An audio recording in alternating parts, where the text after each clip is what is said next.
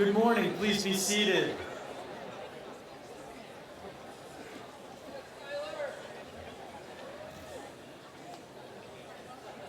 A very warm Williston welcome to parents and family and friends and faculty and students. Chair of the Board of Trustees, John Hazen White, and our distinguished speaker from the class of 1995, Glenn Jones. And for you seniors, class of 2026, thanks for showing up. We've had a lot of events over the last few days, but this is the final one that brings you all together, and we're so glad to be here with you, sharing this moment with you. Thank you for inviting us. It's a time of celebration for you, optimism, and possibility. I want to add a special welcome to those families who have traveled from great distances for this proud moment. Families from places like China, Korea, Mexico, Japan, just to name a few. We are a global community at Williston. And of course, I want to also welcome those who I know are watching on live stream. 26, we have a commencement tradition where I ask that you stand and join me in applauding this wonderful faculty arrayed behind me for all they've done for you over your journey here. Please stand and join me.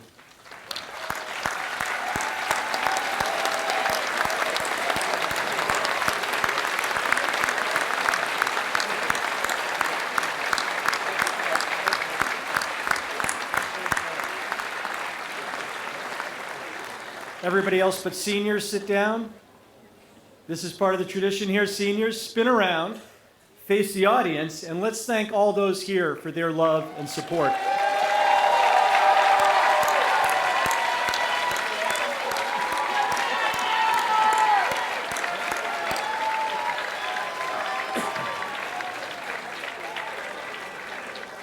Thank you, seniors. Now, class of 2026, I have a bit of a confession. I feel I have struggled more than I usually do to find the right remarks and tone to celebrate today. It does not help that I just read about the former CEO of Google, Eric Schmidt, being loudly booed by graduates at the University of Arizona last week for his remarks. Maybe it's just the zeitgeist of the times, because, to be honest, there's a lot of conflict in the world. Or maybe it's the roller coaster of spring weather we've had. The girls have their blankets, but just a few days ago it was 97 degrees. Reality has a way of intruding on our thoughts, and with global uncertainty, I could not give you a neat, tie-it-up-with-a-bow graduation speech without some verbal trickery. If you attend to the news, you know what I'm talking about. And if you read beyond the headlines, you might get even more concerned by how little attention some very important global topics receive. But I am not going to talk about geopolitics, even though I urge you seniors to all pay attention to the world beyond your college university bubbles. I urge you to stay informed. I'm also not going to talk to you, class of 26, about how you are the last class to graduate from this actual place, since it's going to be a giant construction zone next year. Thanks to the class of 1965, Kevin Hoban's Williston-making historic gift of $10 million, he has assured the transformation of this spot we're on right now with the building of a giant brand new academic center. And I'm not going to tell you, 26, all about its amazing features, cool spaces to relax and study, or how it will alter Williston's landscape, because you're not going to be here, you're going to be in college. But when you do return for your 5th reunion, I promise that we'll have a special reception just for you in the large glass atrium that I hope becomes an academic beacon on this campus. So I'm also not going to talk about your many exploits this year, the playoff games in the fall, Williston Scholars showcases in the winter, or the very, very impressive colleges you are attending. Your talents and accomplishments speak for themselves. And whether they were highlight reel worthy, say that 3 times fast, highlight reel worthy or under the radar, I promise you, the class of 2026, you have made us a more vibrant and respectful community all year long. So what do I want to talk about? The return of hacky sack. My aha moment occurred earlier this spring while leaving the dining commons with Mrs. Hill and seeing a group of boys playing hacky sack on the patio. And for those out here who are not familiar with this game, it favors foot-eye coordination, keeping a small beanbag ball from hitting the ground, and usually played in a circle with friends. It is everywhere now. You can't miss it. As the New York Times reported in a recent study, Gen Z has recaptured a game which became popular in the 1980s, back when the band U2 and the Talking Heads, my favorite bands, and New Wave Rock were a thing. Back then, it had a hippie, Grateful Dead kind of vibe, but like many good countercultural movements, it has gone mainstream. Today, thanks to TikTok, hacky sack has returned to unexpected popularity, paradoxically promoted as a way to stay off TikTok. I tuned in to a Major League Baseball game just the other night, and the Toronto Blue Jays players were all hacking as part of their on-field warm-up. It was even featured on Good Morning America just the other day with Michael Strahan, so you know it's a big deal. Now, I am all for hacky sack. In a year where we forced you to trade screen time for FaceTime, you have resurrected a game that has gone even further. You gathered in groups, almost exclusively phone-free, except for the one designated videographer, and you have fun outside in warm or cold weather with people you know and people you don't know. You joke, you laugh, and without thinking about it, you are expanding relationships and building community. Your retro game playing happens to be socially healthy, environmentally good, and fun. It's the broccoli of lawn games. So keep playing hacky sack wherever you go, literally or metaphorically. This 1980 Games revival led me to the following insight that cuts against the grain, as woodworkers say. If commencement addresses are supposed to be ones that tell you to go for it, embrace the unknown, get on that rocket ship, as the booed CEO I mentioned earlier told his college graduation audience, I'm saying just the opposite. My simple message is, play hacky sack. Go retro. Look backwards, find what's best, and hold on to it. If you like knitting, keep knitting. If you enjoy baking, bake cookies, and better yet, share them with friends. The pace of technological change has never been faster. It is flooding the zone and making it hard for you or me or anyone to keep up. But there are things that you have already experienced that are worth holding on to. Handwriting thank you notes, joining in-person clubs, volunteering, reading for pleasure and critically.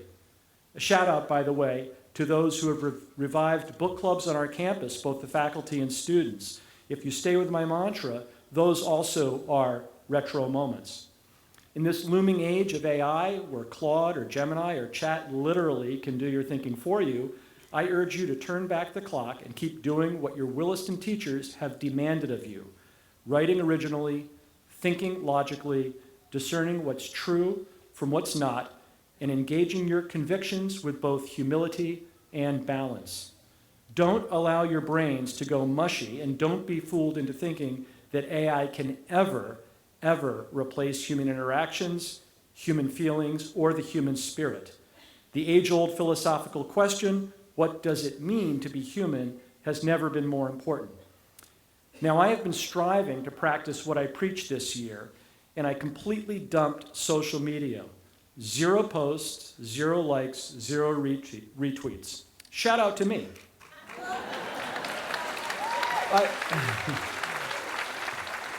I've also been phone free on the quad. I don't even answer Mr. White's calls when they come in. With my reclaimed time, I've discovered the pleasure of reading novels again. I love to read, as I mentioned last night, and I generally favor history, politics, and biographies, geopolitics, and you know I'm a self-described slow reader. I need time to complete longer works. So if my message today is to hold on what's best from the past, even though the world is telling you to get on the AI rocket ship, I urge you all to read widely and to read deeply. Read books by scholars in economics, architecture, political science, global affairs, whatever. After all, once you've finished reading a novel or a work of nonfiction, you are demonstrating levels of concentration, focus, and brain work that I believe will make you stand out from the crowd. So I'll leave you with a quote from one of the novelists I've been reading, John Irving's best-known works, A Prayer for Owen Meany. Owen Meany, the protagonist, says, "It doesn't matter where you learned it. It is a gift. If you care about something, you have to protect it. If you are lucky enough to find a way of life you love, you have to find the courage to live it. In just a few moments, when you walk across this stage holding on to a Williston diploma, you will be starting your adult journey to live lives of consequence, meaning, and deepening human experience. And as you do, remember, I urge you to go retro, to keep playing hacky sack, metaphorically or literally, to keep reading books, keep arguing ideas with friends, and no matter what, to find the courage to hold on to your deepest values." Thank you.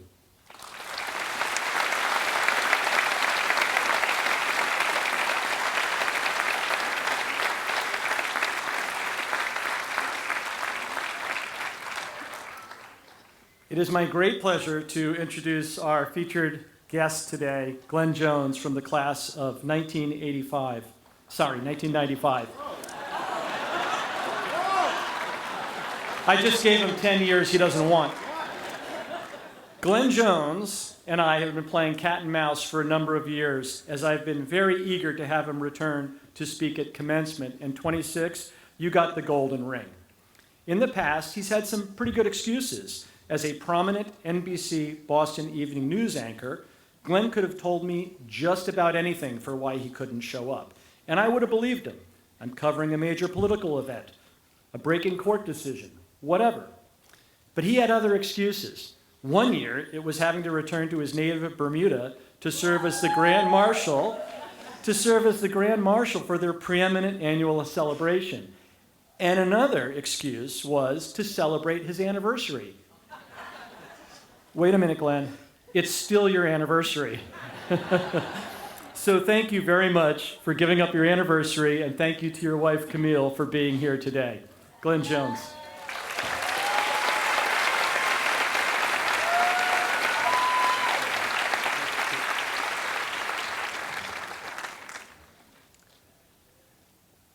This commencement is early, y'all.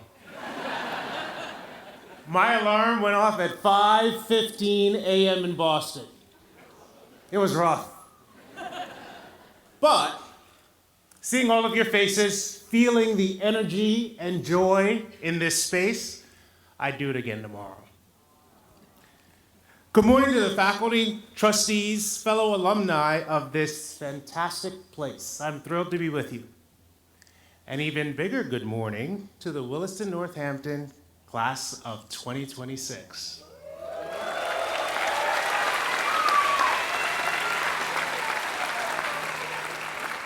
Congratulations to you and to your family and friends that are here to support you once again, lovingly, unconditionally, as I'm sure they've done for you many times before. What a tremendous accomplishment. This is a fantastic day. I'm honored to play a small role in it. Right off the bat, I should offer a word of gratitude to Headmaster Bob Hill.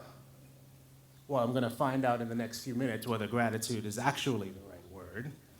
But perhaps Bob and I are the only two people who know how tirelessly he worked to ensure that I was standing here.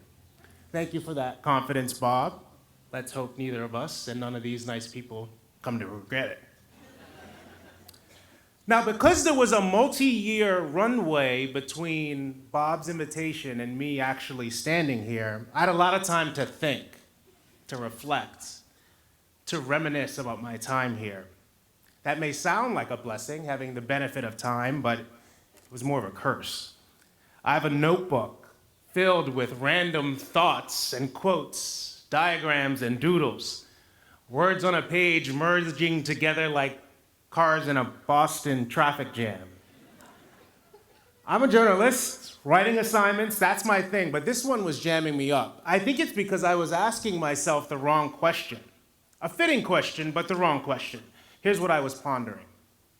What did I not know in 1995 at age 18, Warren G lyrics dancing in my head, sitting in the very spot that you are sitting in today? What did I wish I knew then that I know with certainty now. And that was 30 years ago I sat in your seat. Not only did I not know much, I was clueless I didn't know much. I didn't know what I didn't know. I've lived a lot of life since then, so that's why there's so much I could share. A conversation a couple of weeks ago with Dell in the alumni office actually helped me get uncluttered on what I might say here today, especially when she brought in a few of her colleagues from around campus. They helped perhaps more than they realize. So, to get started here, I'm going to test my content. We do this sometimes in my business. We like to read the room. Okay, class of 2026, listen up. This is specifically for you. A 2-word response if you agree with what I'm saying. Here we go. If you're grateful to your friends and family for supporting you through late-night homework assignments, cheering you on the sidelines of your games, and willing you to commencement like pushing a boulder up a hill, let me hear you say, oh yeah. Oh yeah. And you said it with your chest. All right. Class of 2026, if you're feeling energized about the world of opportunities awaiting you when you leave this place, say, oh yeah. Oh yeah. And it's getting louder, you feel that? If you've made a friend here at Williston, a ride or die, that you expect to be a lifelong friend, let me hear you say, oh yeah. Oh yeah. If you're feeling proud, gratified, perhaps even relieved to walk across the stage and receive your high school diploma today, let me hear you say, oh yeah. Oh yeah! All right, content tested, let's go. Williston found me all the way back in 1993 in Bermuda. I feel like that's gonna happen every time. As you heard, that's where I'm from. A Williston recruiter named Ann Pickrell came to my high school and told me she thought this would be a good fit for me. Ann is here today, which I did not expect, and it is so lovely to see you. After Ann, someone from Suffield Academy came and told me the exact same thing. Only one of them was right. When I came here from an island of about 65,000 people, a place more geographically isolated than Martha's Vineyard or Nantucket, I was a fish out of water. Culturally, it was different. Racially, I went from being in the majority to being in the minority. Academically, also different. I went from a top performer where I was to someone who here was middle of the pack at best. And maybe this goes without saying, meteorologically,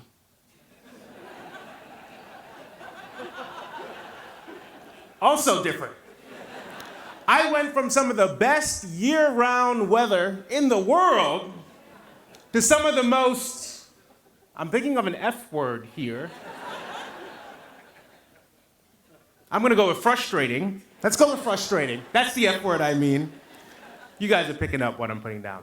In fact, while we're on this subject, I need to throw some kerosene on a roiling campus debate this semester.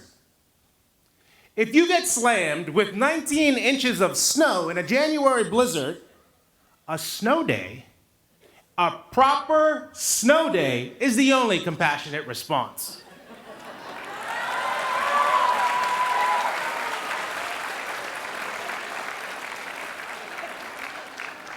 Listen, Beyonce says, I don't know much about algebra, but 1 + 1 = 2. Heads holiday plus snow day. 2 days off.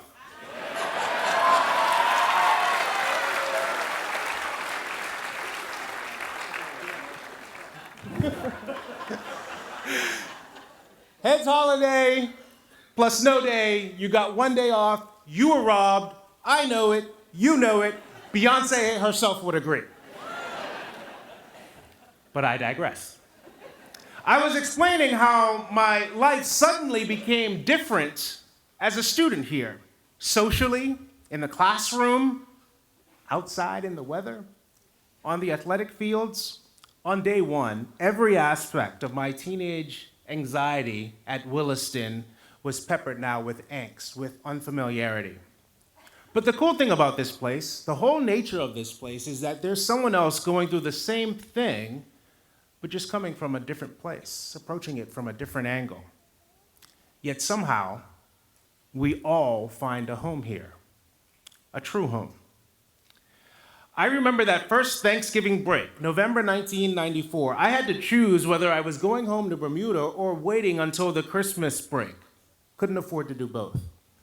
That's how I became invited to the home of my soccer teammate, Chris Amonte. My first ever Thanksgiving. What is there not to love about Thanksgiving? Food, football, family. I must have mentioned the food. It was amazing. I felt so embraced. Since that Thanksgiving, 31 years ago, I've been to the Amonte dinner table for Thanksgiving 13 times. 13 times. Williston did that. In 2010, I took my girlfriend with me to that Thanksgiving tradition and proposed. Hey now. I got down on one knee right after someone said grace. Strategically, I thought maybe that was the right time, She said yes. By the way, yesterday was our 15th wedding anniversary. Happy anniversary, Boone.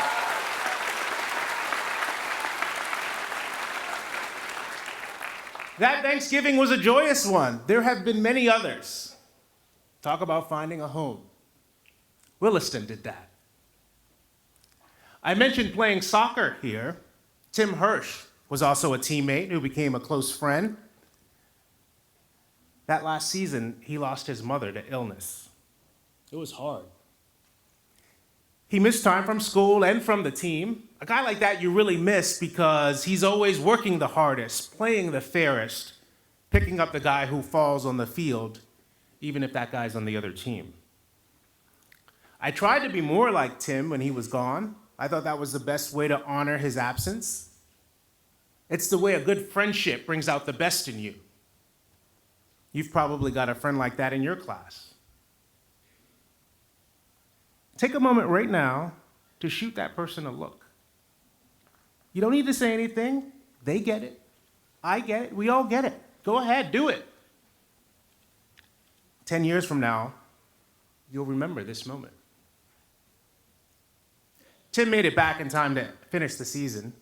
At the final game of the year versus Deerfield, an overly aggressive midfielder, a bruiser on the other team, was roughing up Tim nasty on every ball, sometimes even off the ball. Then late in the second half, he did Tim dirty on a slide tackle and earned himself a yellow card. Before the ref could write that dude's jersey number in his little book, I decked him. I laid him right out. Then the ref had to write my number down.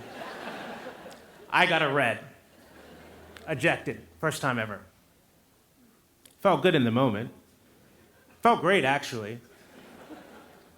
But I'm not proud of what I did. It was wrong. Not worthy of the Wildcat Uni. I share this story only because I know you want the friendships you've built here to mean something once you've left Williston and gone on your divergent paths.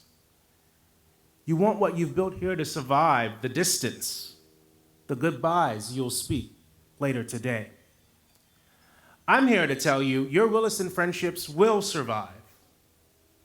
Because like that day for me at Deerfield, the friendships you made here are worth fighting for.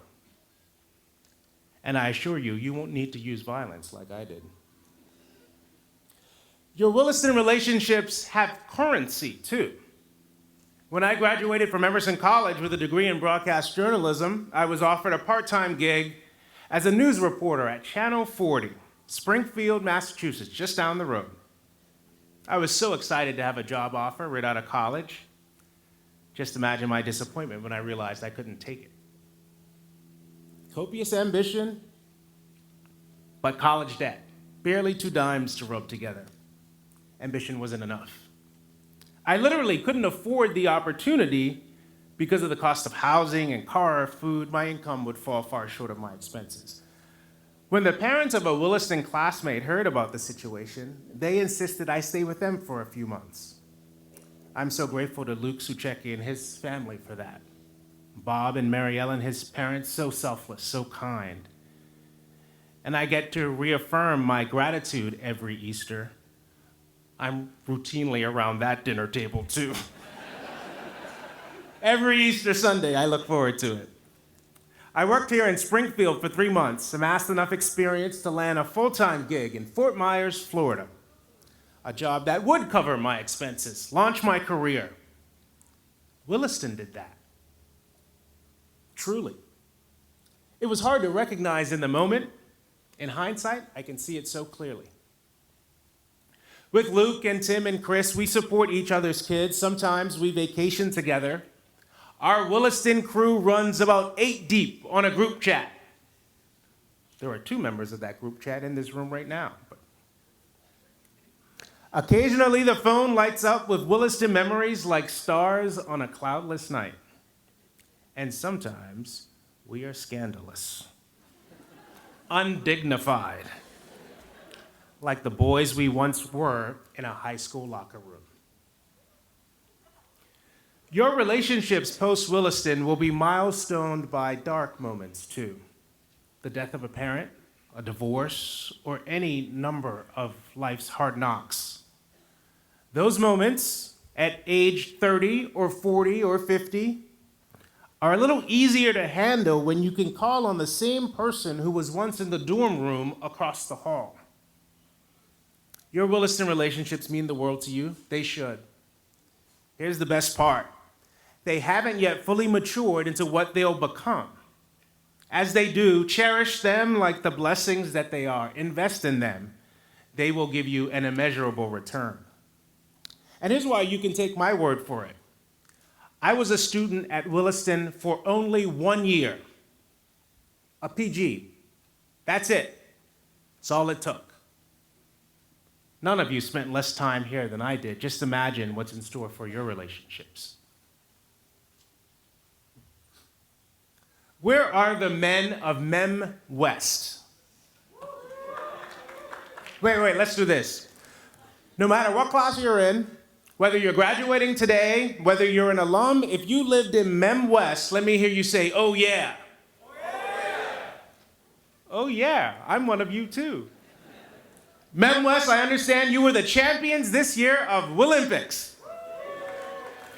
And as the name suggests, this is a feat second only to an actual gold medal at the Olympics. Wow, congratulations, I should have led with that. Mem West, I just want you to know, like watching a gold medalist draped in my own country's flag, standing atop the podium at the actual Olympic Games, your victory feels like my victory too.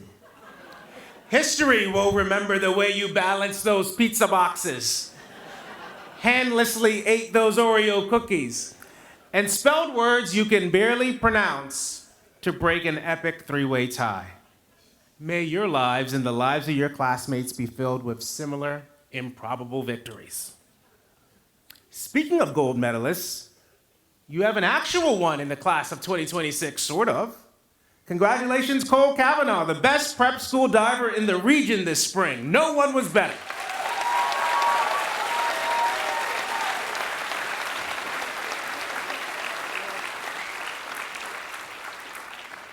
With the FIFA World Cup a couple of weeks away at Gillette Stadium, let me tip my hat to Zoe Malia and my fellow Bermudian, Evans Walsh.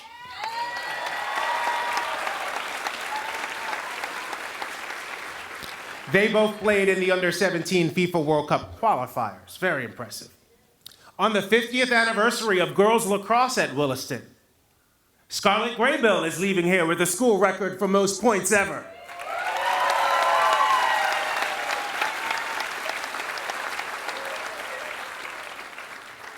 Listen, football bowl games, soccer championship games, field hockey and lacrosse postseason games, you all slayed it athletically. So it's no surprise, at last check, 27 of you made collegiate athletic commitments. That's an incredible number. There's no way I could list everyone so deserving in this moment, But please, let's all give a round of applause to the student athletes who are worthy of the Wildcat Uni.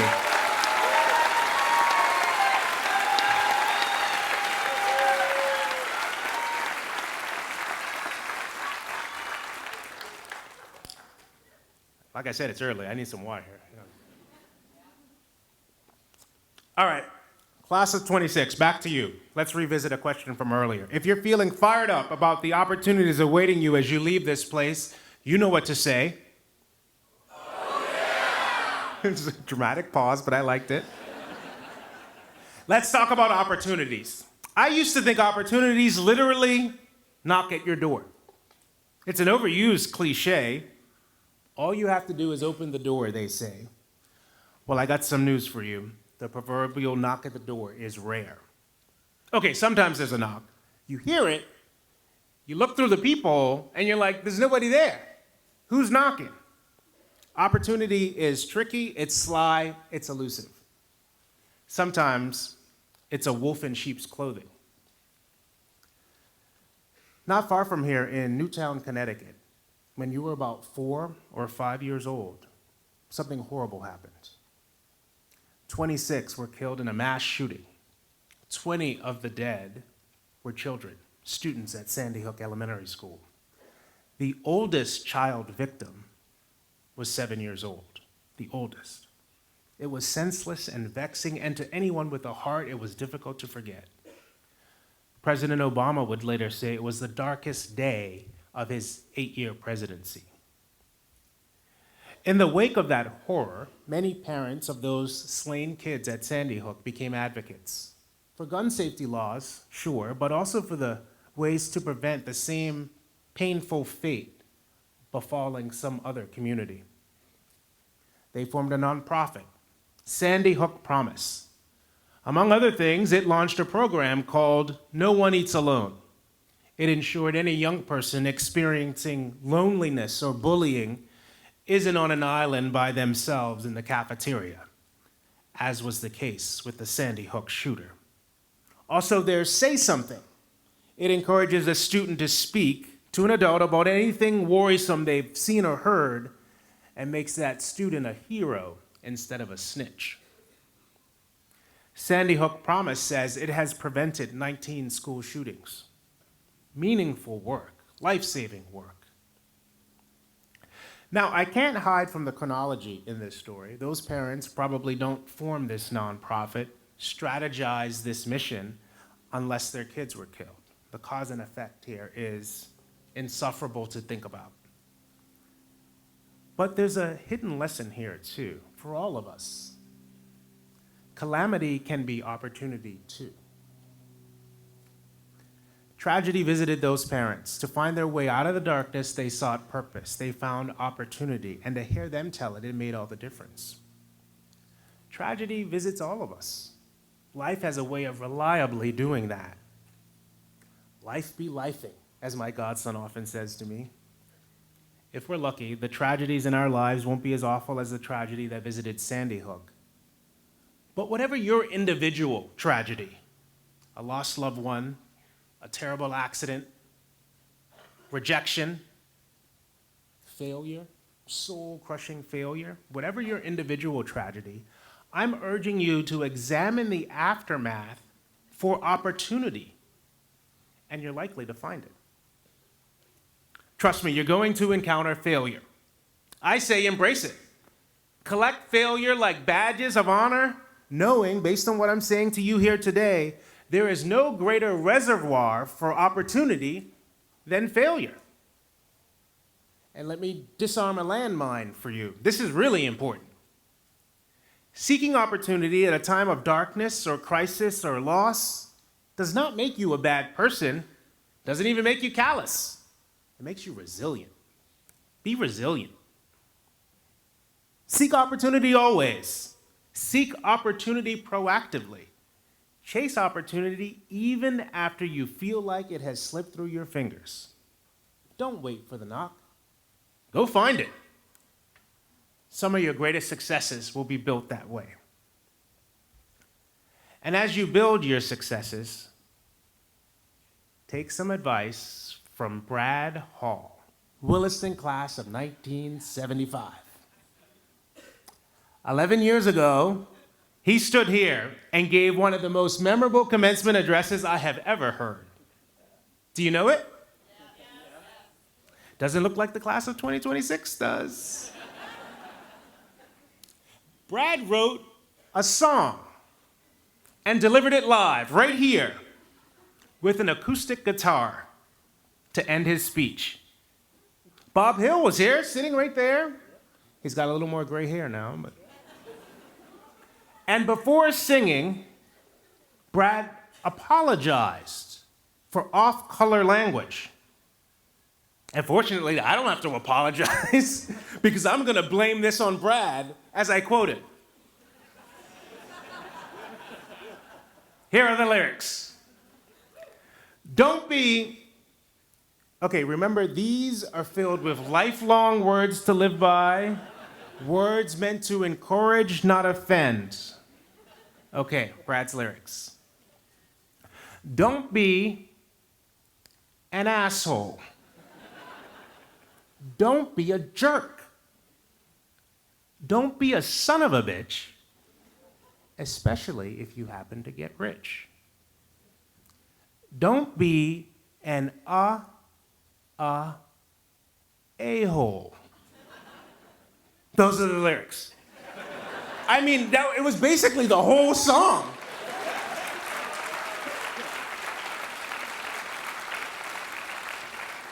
Brad Hall is a national treasure. We must protect him at all costs. Listen, you're gonna win a lot.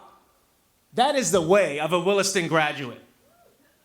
But if your wins are measured only in other people's losses, then you've become the person Brad urged you not to become when he wrote that song. Brad's anti-asshole anthem didn't come with a roadmap in 2015. Today, I'll share mine. Get a leg up on the competition. You can do it without stepping on anybody. Accept constructive criticism as a love language. Then be better. Make generosity self-serving. Find a way to give that produces the same joy you feel when you receive. Lead from the front, but don't lead with fear. Lead by example. Lead with your heart. Lead with empathy. Lead because you want to lead, but don't lead only for yourself. Treat the truth like precious cargo. Never disrespect facts. Be a champion of both. Be your word. Be in the moment, always. Be yourself. Be original. Be worthy of Williston. Be worthy of Williston. Congratulations.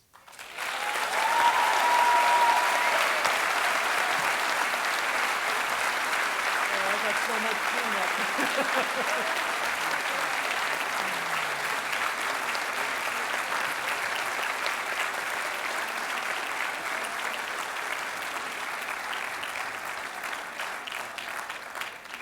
My thoughts are going about 6 ways on a 3-way cold capsule right now. I feel like I have a little cleanup. I think I'm going to start with if you don't know who Brad Hall is, look him up and look up the YouTube address. It really was amazing. He was a writer and a player on Saturday Night Live and also famously married to Julia Louis-Dreyfus. He's a very funny man.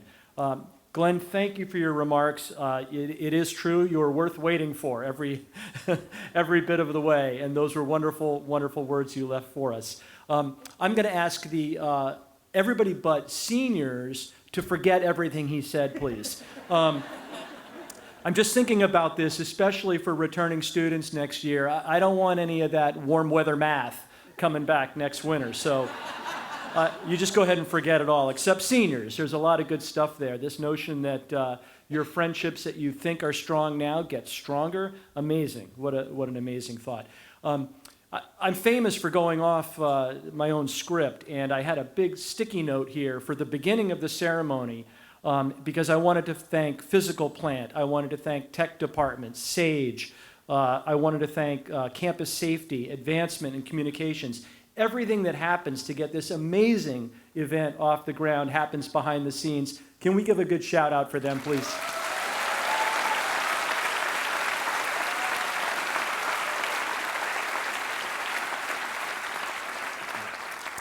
Great. And now I'm going to ask Dean Nikki Chambers to come up for the next part of our ceremony, which is the announcement of prizes.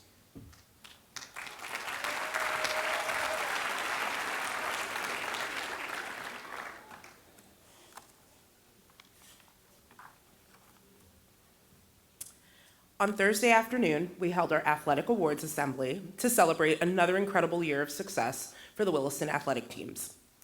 I would also like to acknowledge the senior recipients of our top 4 athletic awards and ask those individuals to stand now to be recognized. The George Denman Bowl for boys and the Alumni Bowl for girls are awarded to seniors whose contribution to the athletic program has been characterized by exceptional achievement, faithful participation, and loyal devotion to the best interests of the school. This year, the George Denman Award was given to Brody Richardson. This year, the Alumni Bowl Award was given to Zola Pekarsky.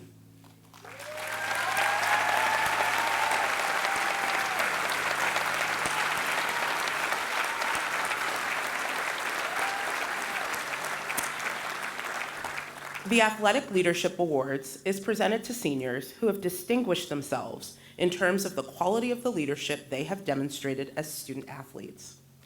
This year, the Athletic Leadership Awards were given to Kat Mayer, Owen Converse, and Dean Ruxnitis.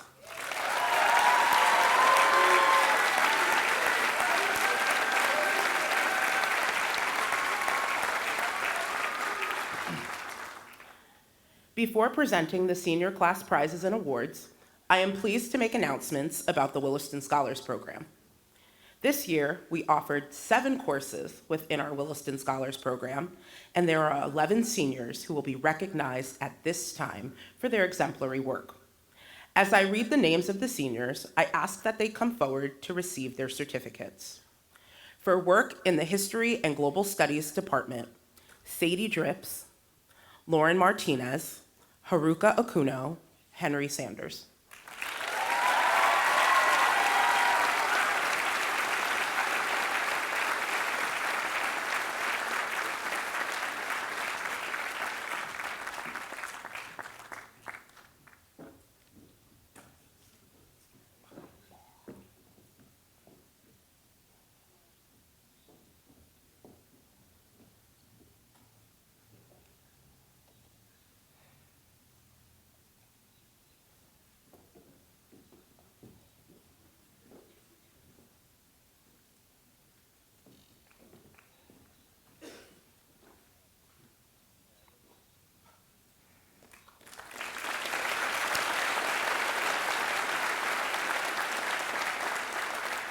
For work in the English department, Max Gordon and Evan Sood.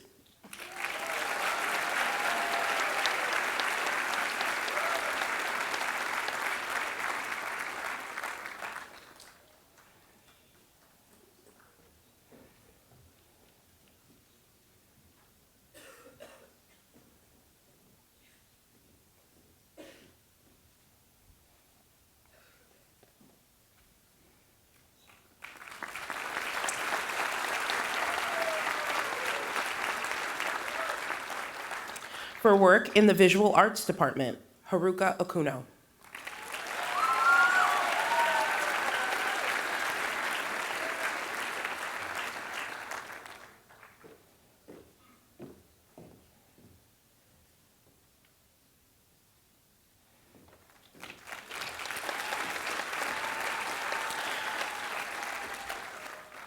For work in the Science Department, Alex Landon, Kat Martini, Sarah Martini, and Zoe Simon.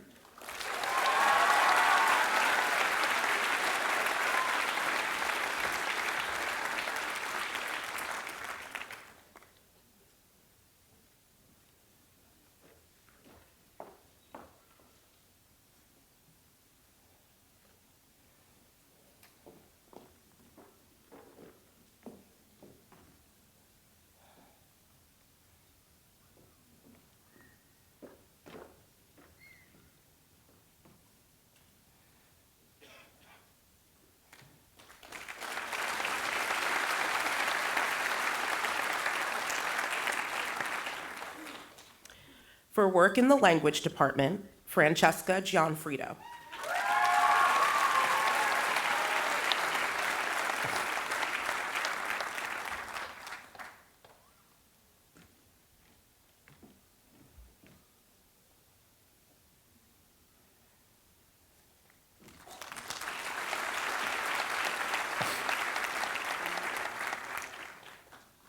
The following are the senior prizes awarded each year at commencement as voted by the full faculty and presented by head of school Robert Hill. The Tara Michelle Katzner Memorial Prize is awarded annually to that student who best exemplifies the qualities of perseverance, determination, and dedication. This year, the prize is given to Catherine Mayer.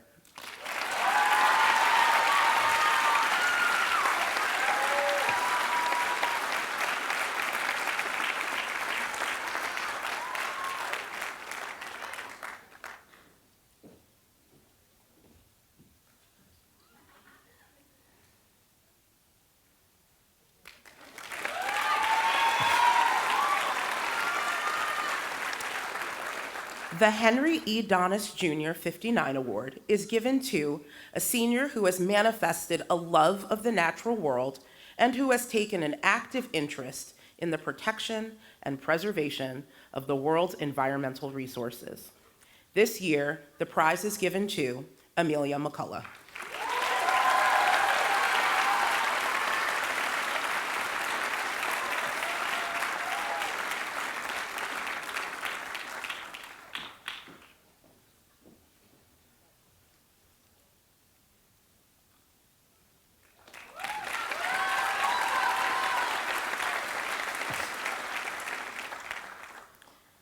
The Henry Teller Prize, in memory of a history teacher and choral conductor from 1947 to 1983, is awarded to that person in the Williston Northampton community who, by active example, encourages intercultural understanding and goodwill.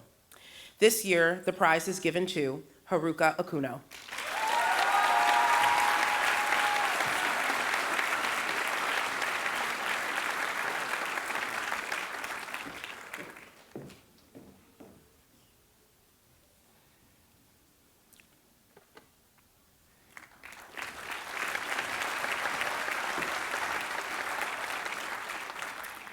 The Tim Wallace Class of 1962 Prize was established in memory of an English-speaking Union exchange student at Williston.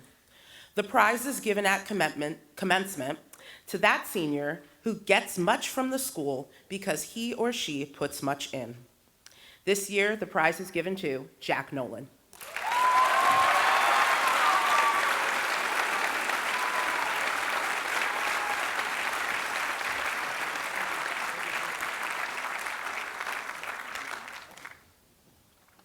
The Class of 1942 Prize is awarded in recognition of outstanding service to the school. This year, the prize is given to Brandon Guo.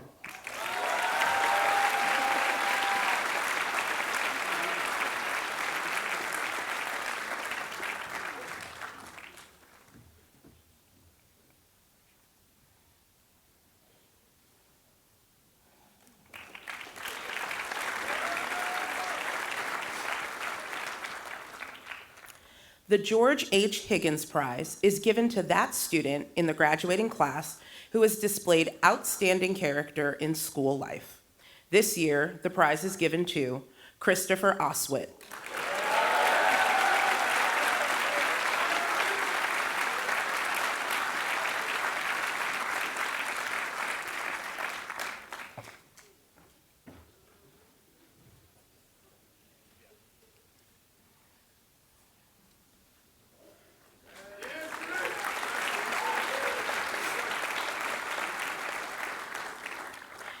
The Catherine M. Ockenden Class of 1949 Prize is given to that senior who, in the opinion of the faculty, has contributed moral, positive leadership.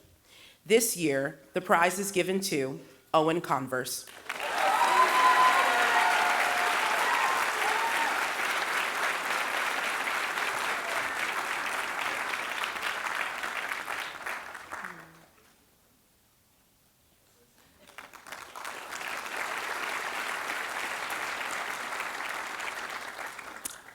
The Westcott E.S. Moulton Award, honoring a member of the class of 1927 and Williston Alumni Secretary, 1961 to 1973, is presented to that member of the senior class who has shown a high degree of effort in publications, sportsmanship, leadership, and community involvement, leading to continued loyalty and interest as an alumni or alumnus. This year, the award is given to Zoe Simon.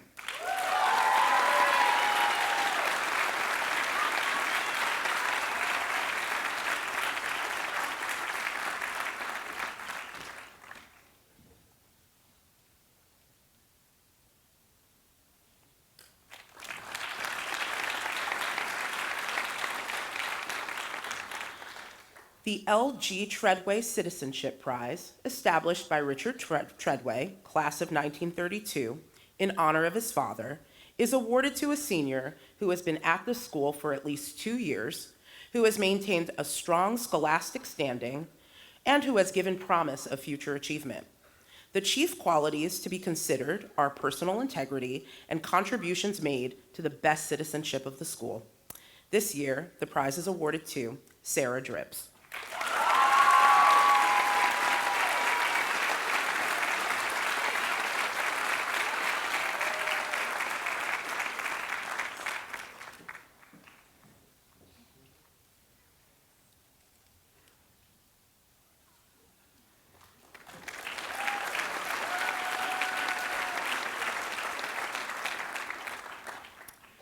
The Joseph Sawyer Memorial Prize, honoring the 7th headmaster of Williston Seminary, 1886 to 1919, is awarded to a senior who has made outstanding contributions to the intellectual and community life of the school.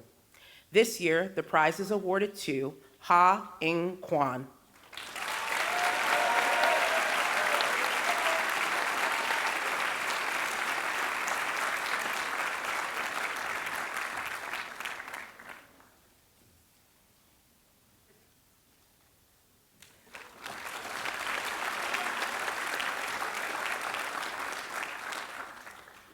The Dorothy Bement Prize, honoring a co-founder of the Williston Northampton School for Girls, is given to the senior who has exhibited excellence in academic endeavors and in contribution to citizenship and the overall life of the school.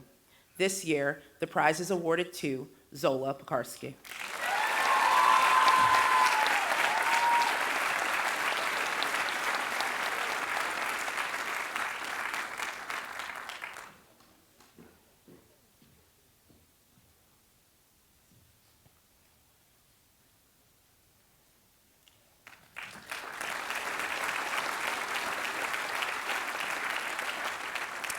We now come to the final 3 prizes, which carry the greatest distinction.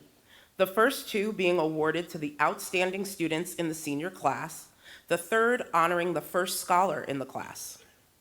The Archibald V. Galbraith Prize, honoring the 8th headmaster of Williston Academy, 1919 to 1949, is awarded to that senior who in academics, athletics, citizenship is exemplary, representing that which is best in the school. The Galbraith Prize is awarded this year to Alexander Landon.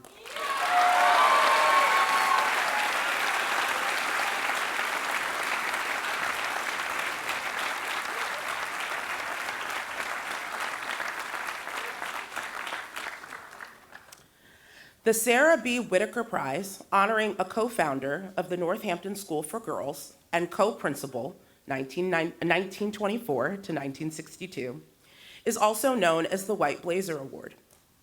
The White Blazer is given to a senior who has made the greatest contributions to the academic, athletic, and community life of the school while exhibiting exemplary leadership and integrity. The White Blazer is awarded this year to Francesca Gianfrido.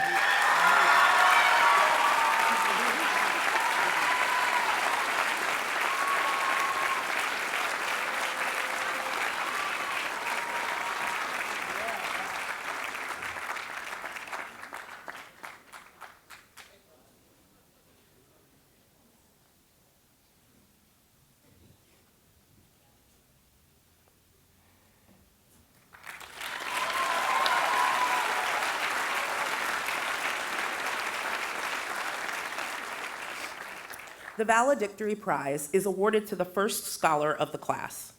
It is a combination of two awards from an era in the school's history when the Edmund H. Sawyer Prize was given for work in the classical curriculum and the Horatio G. Knight Prize was given for work in the scientific curriculum. These prizes are now combined into one. It honors the student who, by record of performance during the senior year, is judged by the faculty to be preeminent in academic achievement. This year, the recipient of the valedictory prize is Alexander Landon.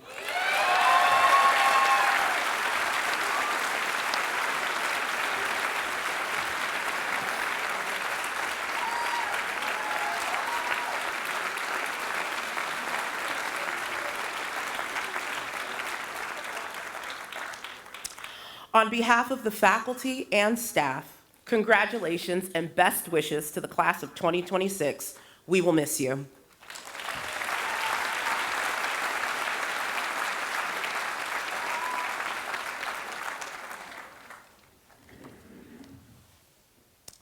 It's my pleasure to ask Beatrice Cody, parent 23 and 26, president of the Cum Laude Society at Williston, to lead the induction ceremony.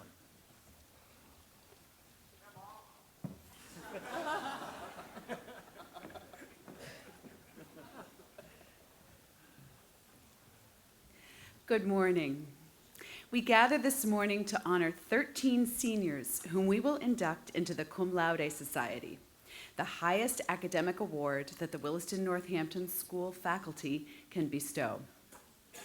In celebrating such academic excellence, we celebrate our fundamental mission: to inspire students to live with scholarly purpose, intellectual passion, and personal integrity.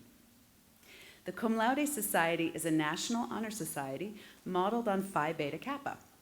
Williston Academy joined the society in 1921.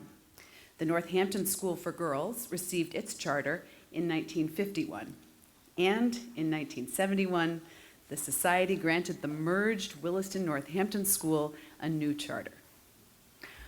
All of us gathered here can take inspiration from the three ancient Greek words that form the motto of cum laude: arete, meaning excellence; dike, meaning justice; and time, meaning honor. Excellence, justice, and honor can characterize the life each of us chooses to lead, and the faculty applaud everyone here who strives to live a life so inspired. Moreover, we thank your families. We hope they will enjoy today as a reflection of their influence upon your lives. Please remember to thank all of those people who have helped you to grow your roots and your wings.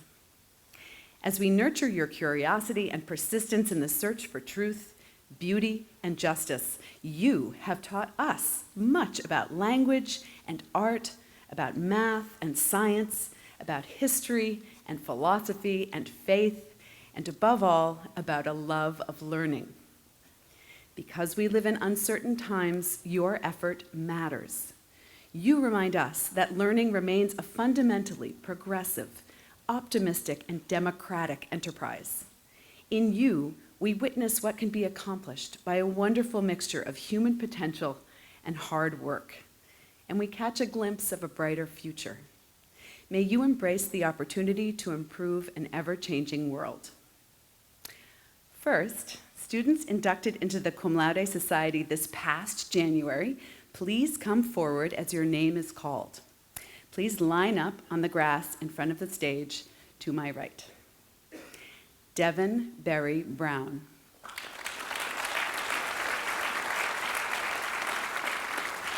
Sarah Drips.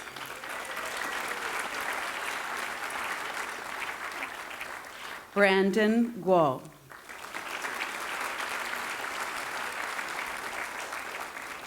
Alexander Landon. Jalen Law. Catherine Martini. Sarah Martini.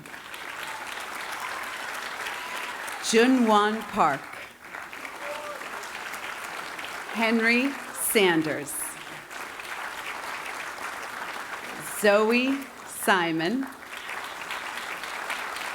and Yaya Wilson.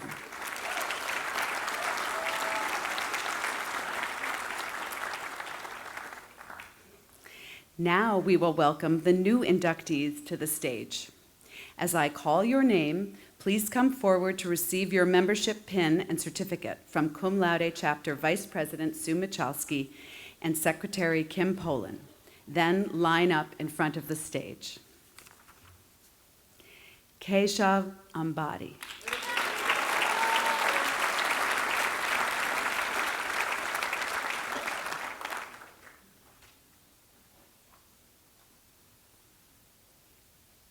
Morgan Delude.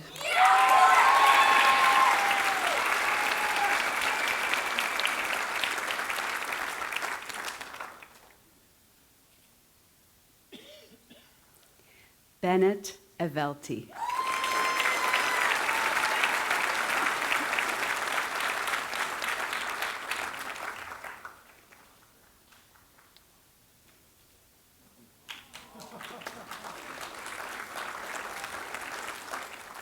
Francesca Gianfrido.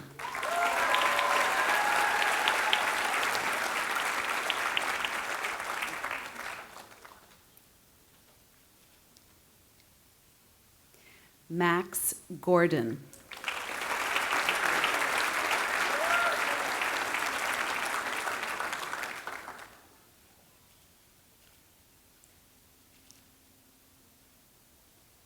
Scarlett Graybill.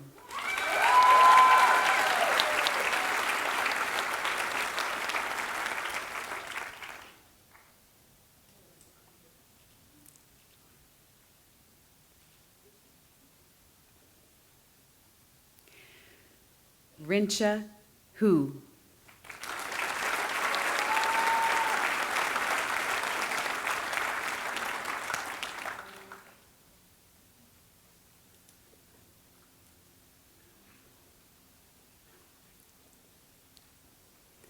Lauren Martinez.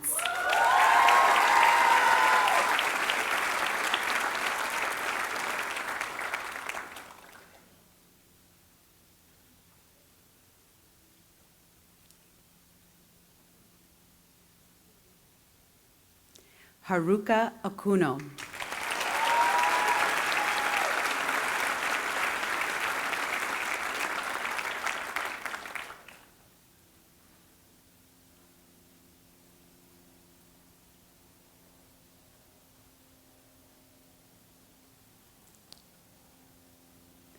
Christopher Oswald.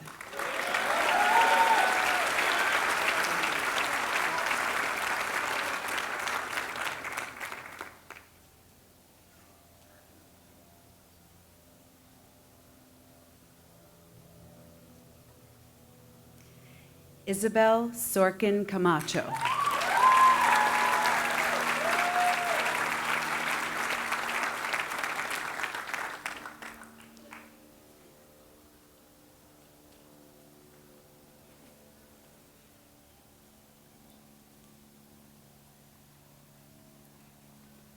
Douglas Warner.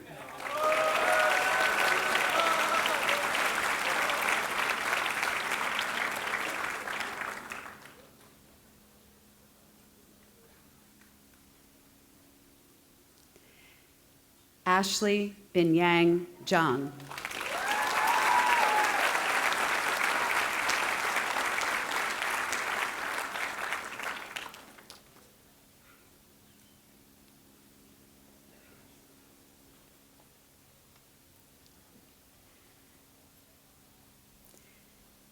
Now, seniors, let's get you a little more centered on the stage, perhaps. Thank you very much, Mrs. Michalski and Ms. Poland. Beautiful. Now, would you turn, please, to face the stage, and I will read you the charge as president of Cum Laude. A little further in. You can double up if you want to be in 2 rows. I want to see all of your eyes.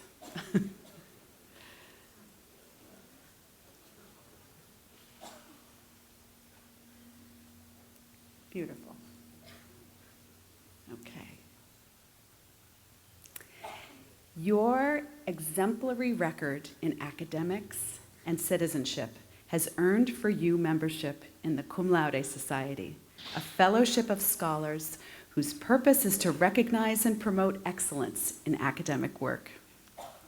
It is our hope that you will accept the honor of membership as a responsibility to strive for similar excellence in all future endeavors and to contribute to finding solutions to the major challenges that are facing your generation.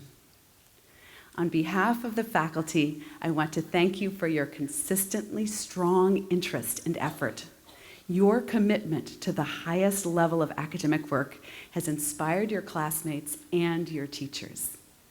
By the authority duly granted me as president, it is with great pride and pleasure that I welcome you into the Williston Northampton chapter of the Cum Laude Society. Congratulations. Turn around.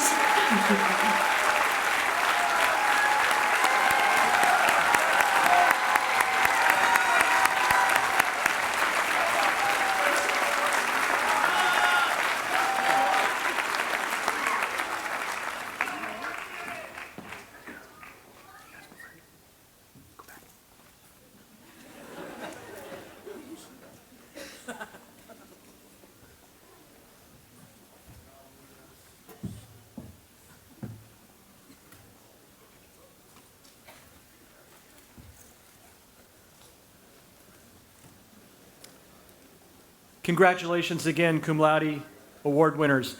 We've heard a lot of great words here today. Thank you, Glenn. And last night, we were really treated as well in the baccalaureate ceremony, which only seniors and their family members and parents get to hear.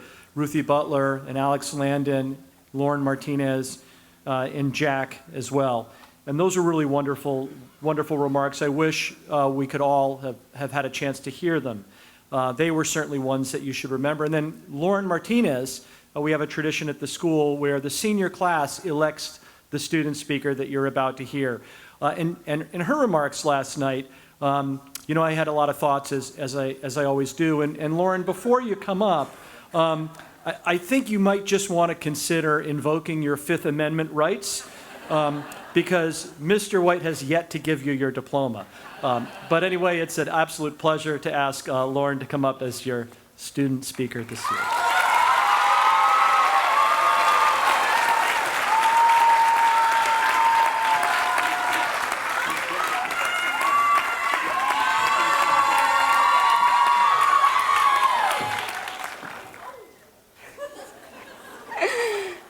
Good morning, everyone, and welcome to the parents, families, friends, faculty, underclassmen, alumni, and the great class of 2026.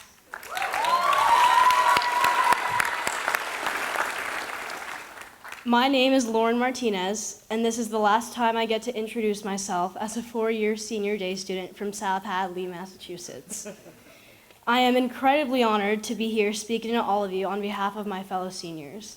Standing up here and getting to see everyone's faces all at once for the last time, I think I've found the best seat in the house.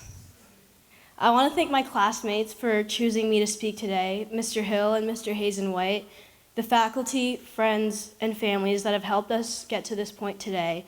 And I also want to thank Coach K for commissioning this stool for me to stand on. So that everyone can both see me and hear me. Standing here right now on my stool at this ceremony is still insanely surreal to me, and I don't think it's going to hit me for another week or even more that I won't be returning to this quad with my friends this fall. It has been the privilege of my life to look forward to coming back to this campus and the smiling, welcoming faces that fill it for the past 4 years of my life. However, I must first acknowledge that these past 4 years did not start with the confidence that they would be as great as they were. 4 years ago, when my parents asked me if I'd like to tour Williston, I think I said something like, "Why would I do that?" And my parents countered, "Why not?" I didn't argue with them because I like living, but also because it was a good question. Why not? Now, there were three main things I remember from taking away from my tour. Number one, There was a pretty view from the bridge over there. Number 2, as class president Alex said at convocation opening our senior year, the computers looked pretty cool. And 3, everyone here seemed to be pretty nice.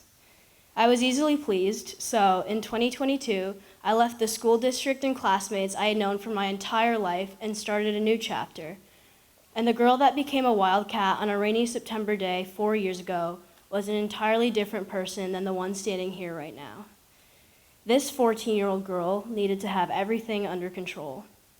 She was constantly worried about what would happen if things didn't go the way she expected them to, and she had no idea that her next 4 years at Williston would indeed be filled with moments she never could have expected.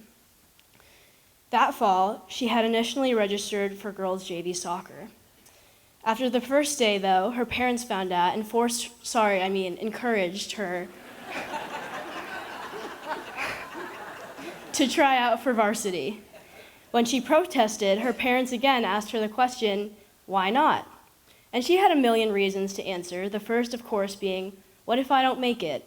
Followed by, what if I embarrass myself? And of course, what if nobody likes me?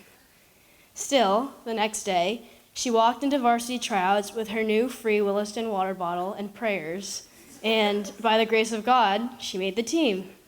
And while it was super cool to earn a spot on the roster, especially as a freshman, she was even happier to walk out of tryouts with a new friend, a girl named Scarlett from Connecticut who played lacrosse.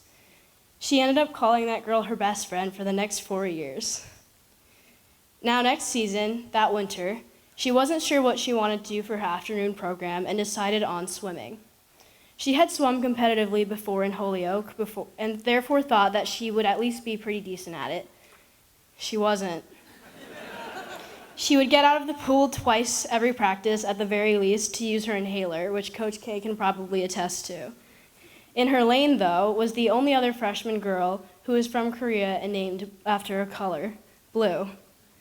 I never expected to find another one of my best friends, this time while trying not to drown in the Babcock swimming pool, but I did. And thanks to Williston, for the first time in my life, I felt supported and confident enough to stop asking myself what could go wrong and start asking myself the same question my parents did. Why not?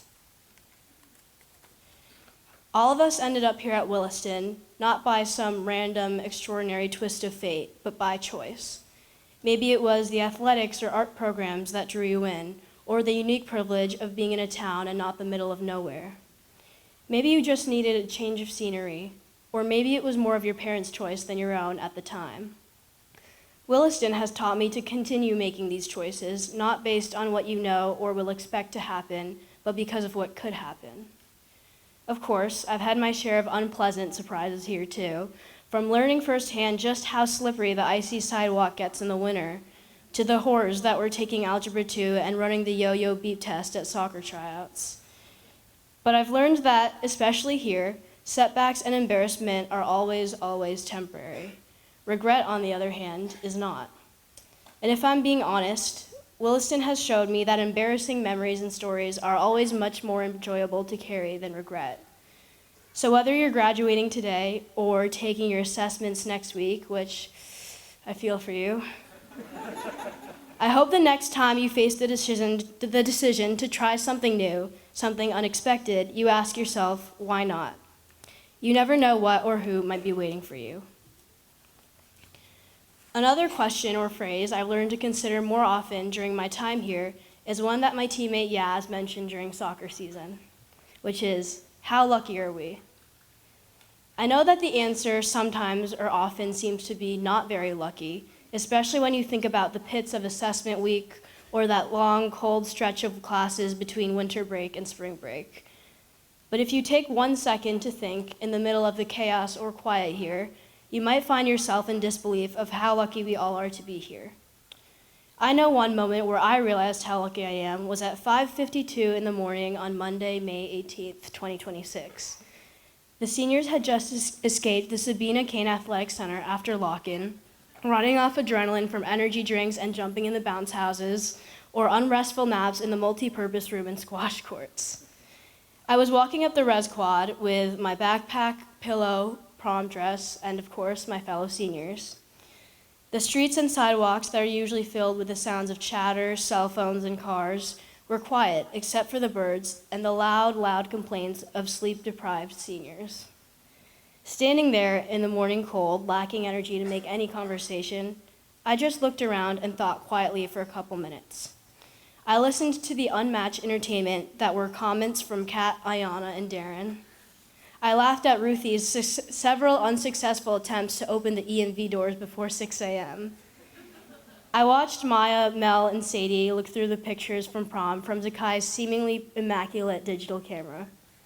On the other side of the Res Quad and across the street, I watched the residents of Ford, Mem West, and John Wright carry their suits and significantly smaller overnight bags back to their dorms.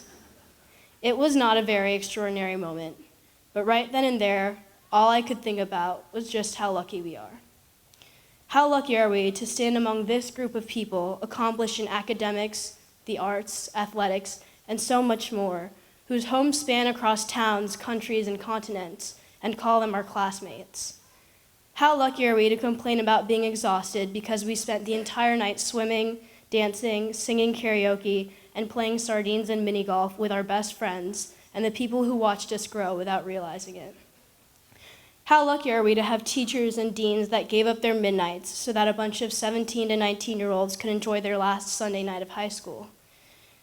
How lucky are we to have spent a year, 6 years, and everything in between in a place that feels more like home than a school, and with people that are more like family than classmates and teachers? Most of all, in the wise words of Winnie the Pooh, how lucky am I to have something that makes saying goodbye so hard? If you can't already tell, the answer is very lucky, the type of luck that doesn't come around often. Taking one last blast to the past from my freshman year, I would often walk to and spend physics class laughing with two of my closest friends, Scarlett and Mia. One of the inside jokes we developed during our time struggling in physics was, "Don't count the days, make the days count." We had gotten it off a quote of the day TikTok, and I guess we thought it was really funny because we were freshmen, and so naturally we thought we had all the time in the world. To us, there were no days to count. It would be forever until there was a countdown to graduation. But you truly don't realize just how much every day counts until they become your last, especially the little parts of those days that happen too many times to count but matter so much more than you could ever realize. Like the last time JT throws your uniform at you along with a "go get 'em." The last time LePan asks, "Any questions?" and you say no, even though you have many questions. The last time you almost cut the line at the grill but catch Robin watching you and walk back to the back of the line. Even the last time you make the long trek from the chapel to the schoolhouse but get to catch your friends and favorite teachers on the way, making that 7-minute walk a little more worth it. When it comes to writing, the golden rule is often to show, not tell. But I've been doing a lot of shows so far, and there are so many things that are too important to just not say flat out. So before I leave, I want to say that I am so thankful for this place and these people, and that I am truly going to miss being here from 8:30 a.m. to dinner time 5 days of Green Week and 6 days of Blue Week. I am so thankful to be surrounded by classmates and teammates that become more than people you just see on the field, dance studio, on the court, or in the classroom, but people that you grow to rely on and trust, people who you find yourself laughing and crying with. I am thankful for having teachers that care so much more about who you are and how you're doing than your ability to analyze poetry or write lab reports. I am thankful to wake up every morning, drive over Mount Tom, and step into a place where we overlook the opportunities, friendship, and energy that fills this campus because of how often we get to experience it. So, to the middle schoolers, freshmen, sophomores, and juniors, take care of yourselves, take care of each other, and take care of this place. You'll find that it and everyone else will do the same for you. To the faculty, you already know the drill. Don't miss us too much. I could talk all day and give more advice, but I was told I could get a diploma if and when I stopped. So, finally, to my fellow seniors, thank you all for being a part of my journey. It has been an immense honor to be in all of yours. Please, please, please don't be a stranger. Let's get our diplomas and get out of here.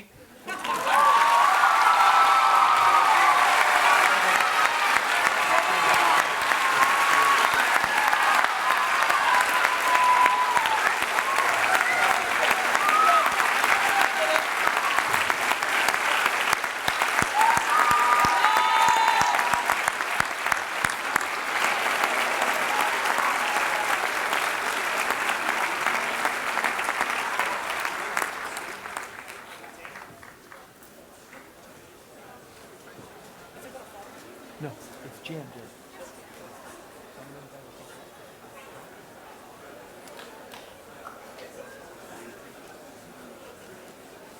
Okay, Lauren, just because you told me to, I would like to invite Dean Kim Poland to come up for the reading of the diplomas, Chair of the Board John Hazen White Jr. to shake your hand, and let's get your diplomas and get it on.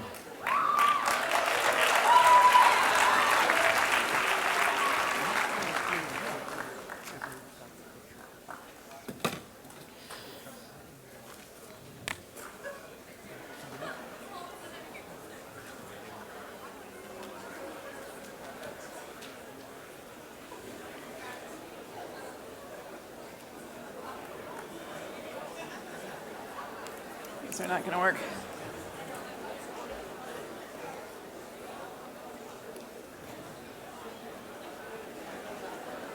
Mr. Hill? All right, everybody ready? Here we go. It's time.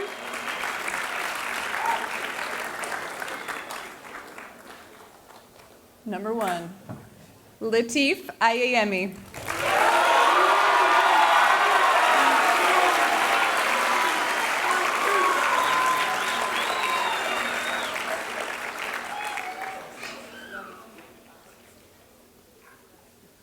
Keshav Ambadi.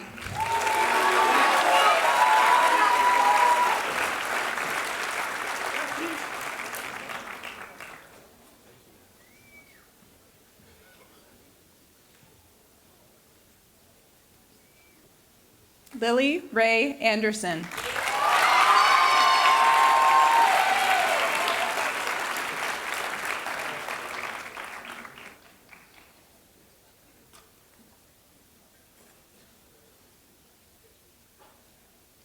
Bryson Alexander Barry.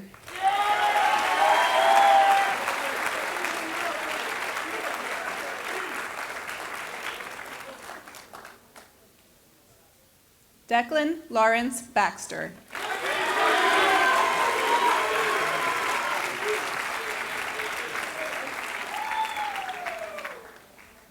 Devin Foster Barry Brown.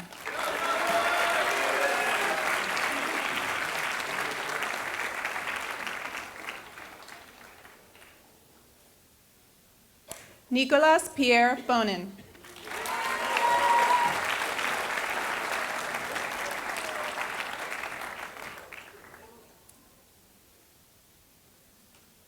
Alice May Bracheres.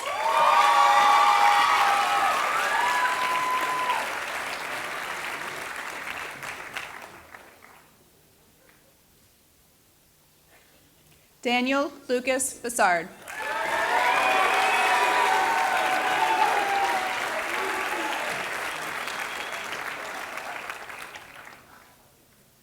Ruth Sushila Butler.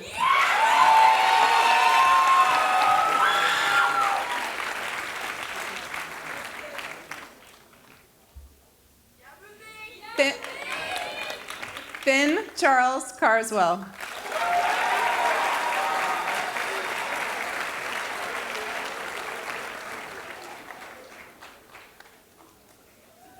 Cole Kavanaugh.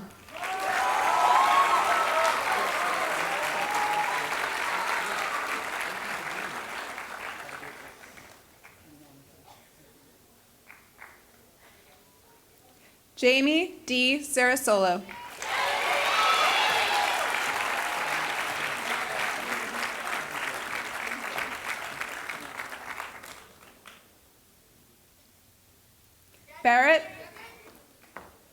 Barrett Clark.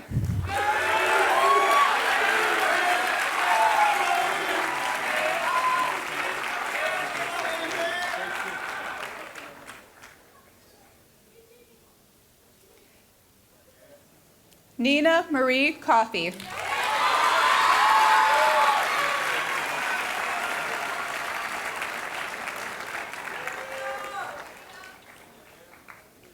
Eben Panaki Colby.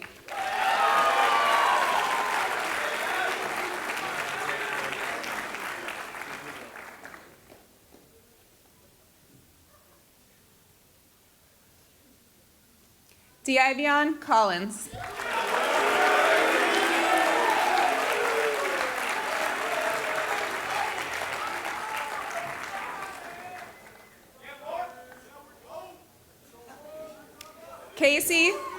Casey Paul Connor.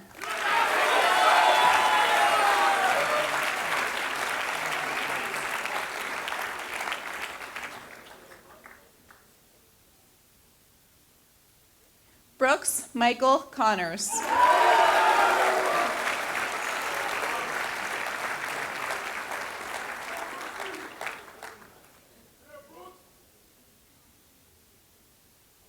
Owen Allen Converse.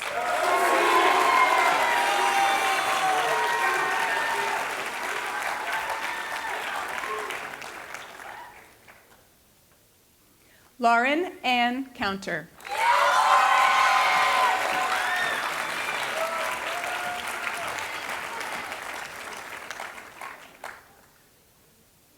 Paolo Dorigo.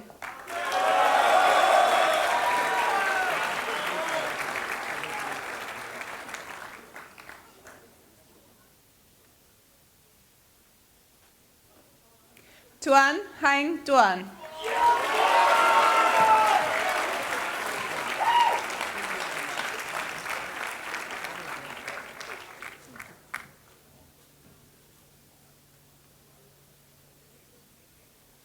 Caroline Doherty.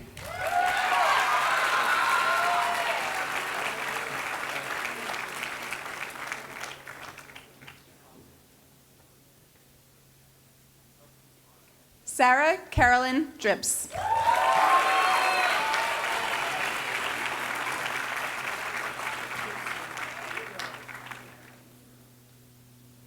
Morgan Marguerite Delude.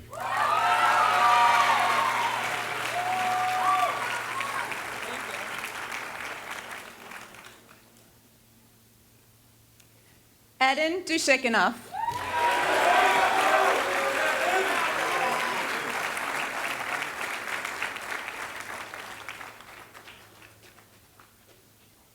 Nathaniel James Ellis.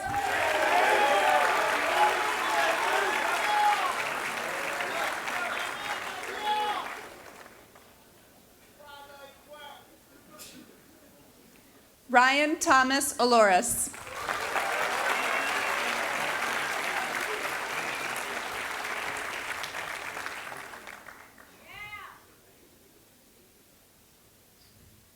Kenzo Endo.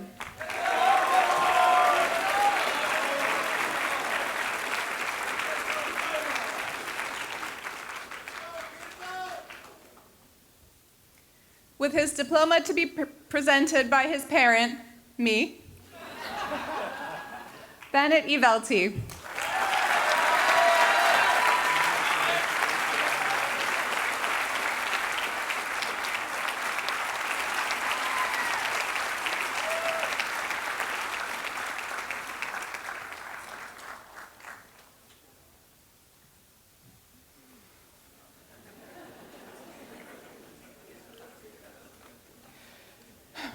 Sorry, Luca. Luca Robert Fantasia.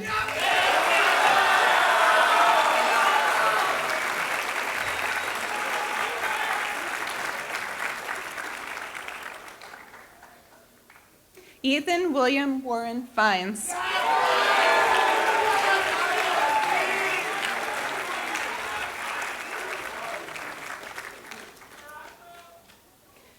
Gabriele Falone.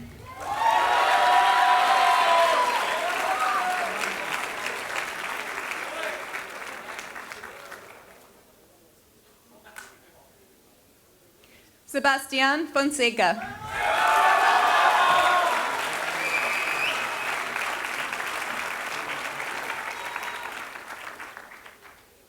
Darren Bria Fox.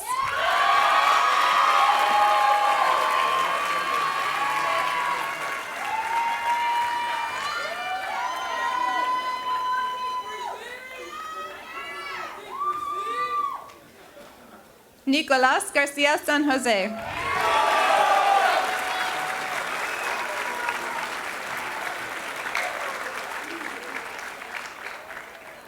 Alex Giguer.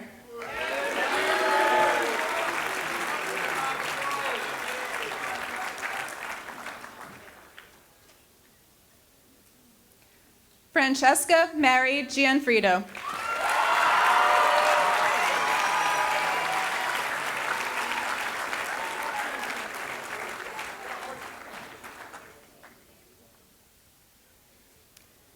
Archie Herschel Glazer.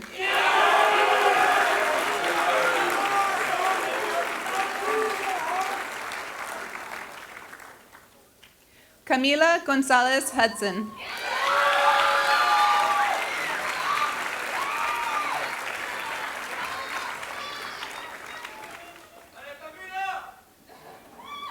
Max L. Gordon.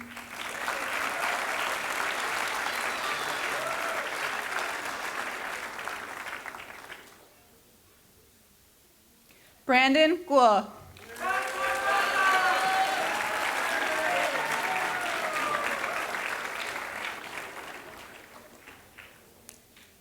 Emmett Patrick Taylor Gould.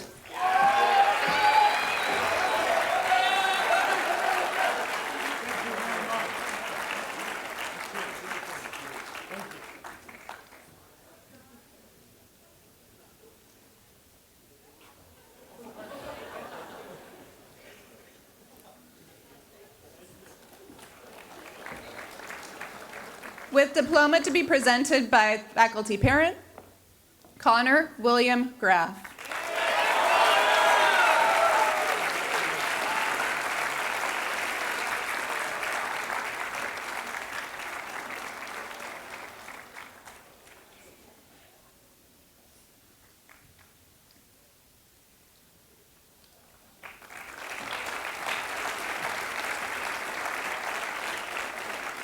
Sierra Grandonico.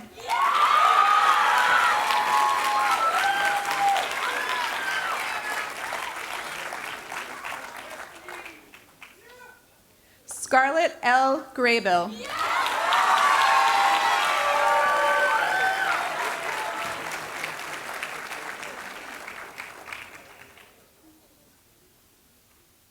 Luke Tanamura Green.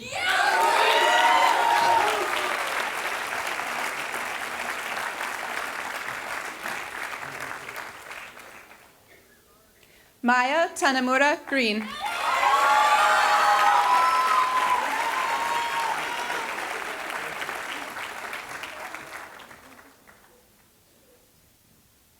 Declan A. Grenache.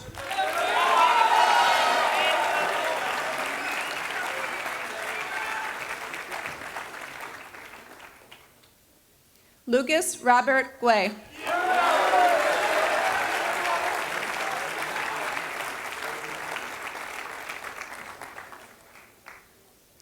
Nicholas Matthew Guay.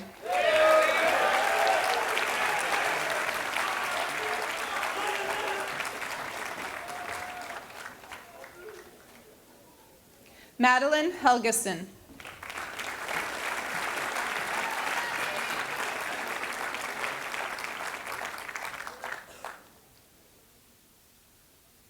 Charlotte Ann Honig.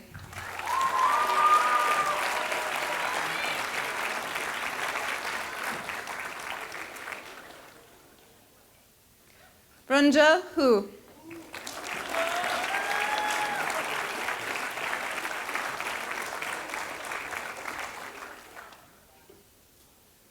Jadzing Wakanda Hu.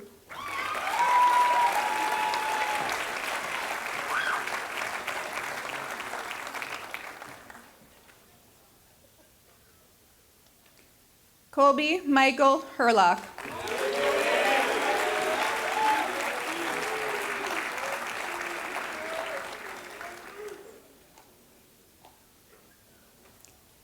Hayden P. Hutner.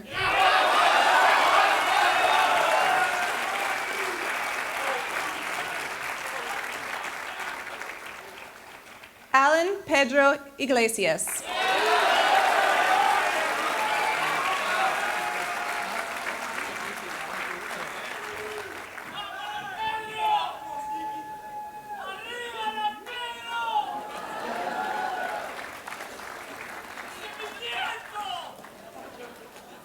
Ezekiel Verscher Jackson.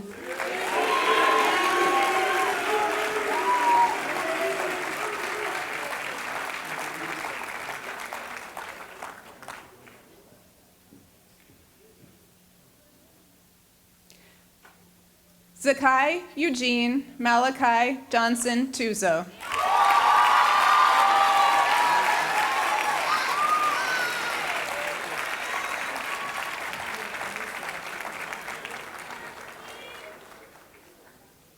Ayana N. Karanja.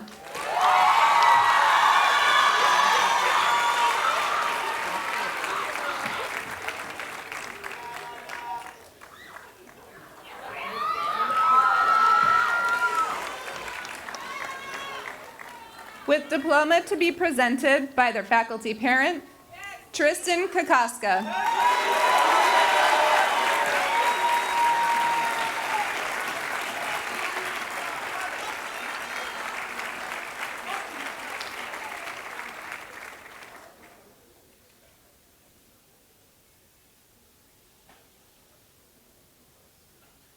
Taehun Koo.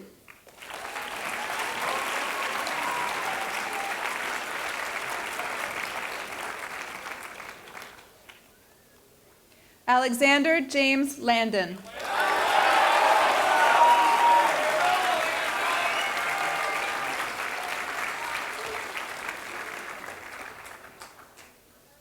Will Harry Lewis Lee.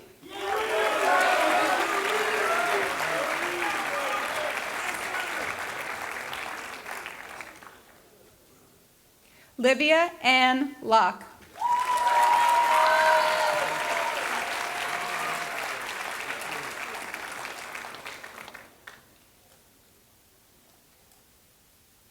Jalen Eden Lua.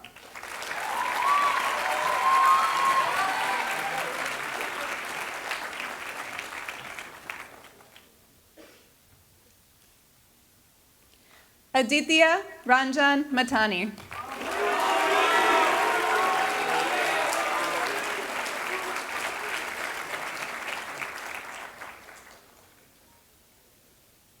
Gabriel Van Martirosian.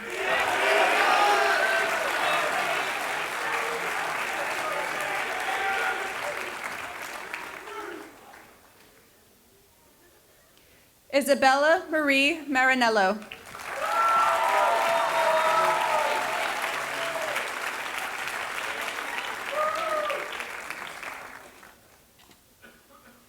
Lauren Martinez.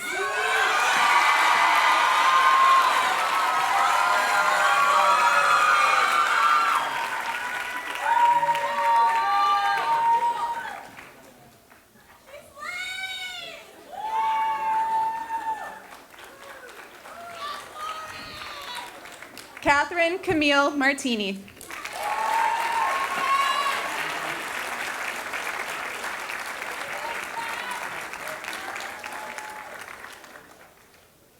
Sarah Connor Martini.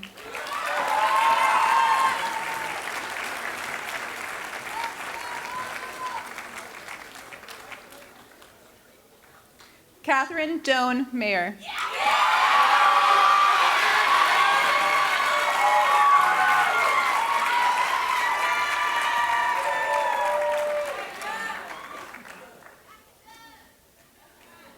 Amelia Fleur McCullough.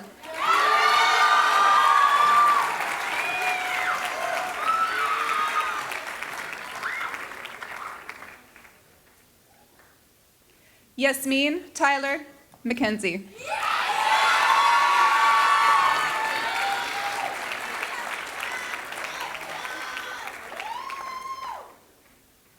Blue Elizabeth Meyerson.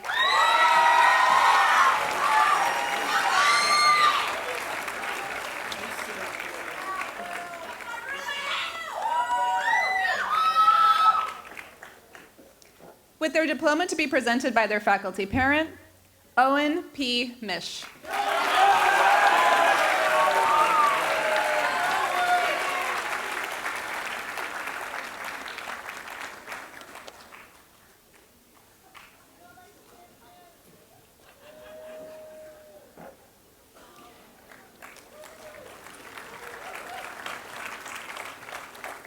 Brian Douglas Moore.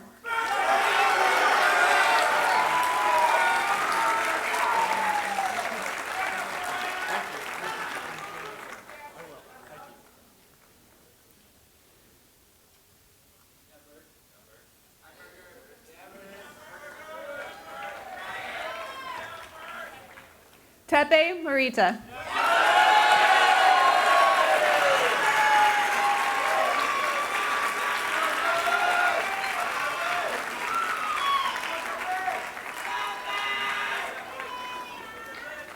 Alexander Cameron Monroe.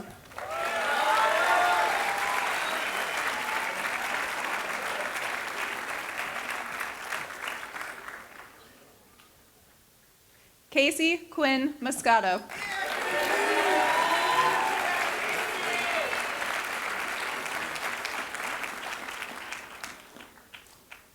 Jack William Nolan.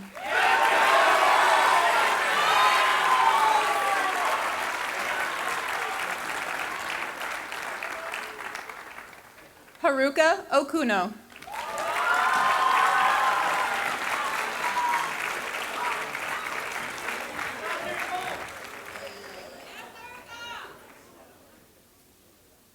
Jordan Zaire Osorio.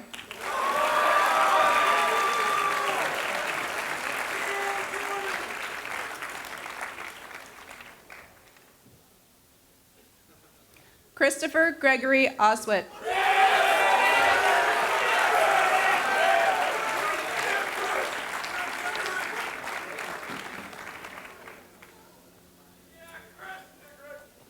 Junwan Park.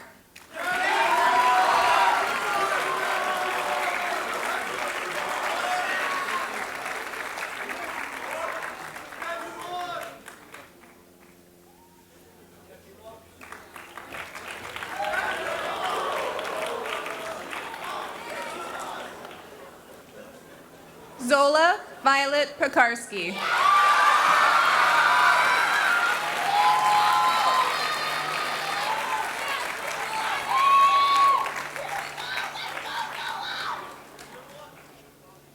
Catherine Margaret Putt.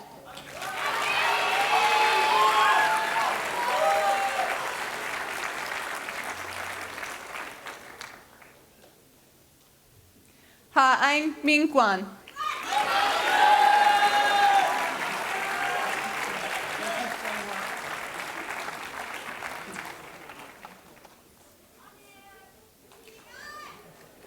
Chloe Mia Raker.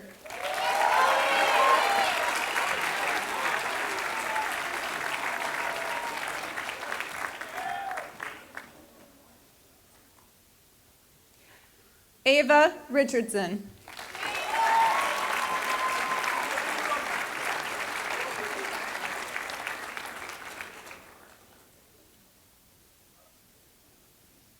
Brody Richardson.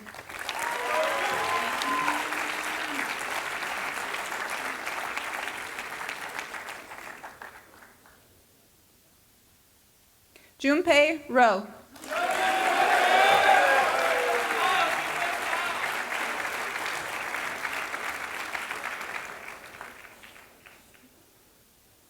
Matthew Michael Fowler Rodriguez.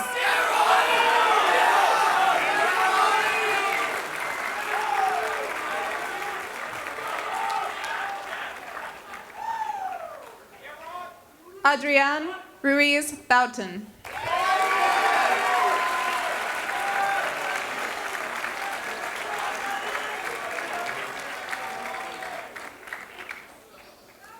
Dean Christopher Ruxnitis.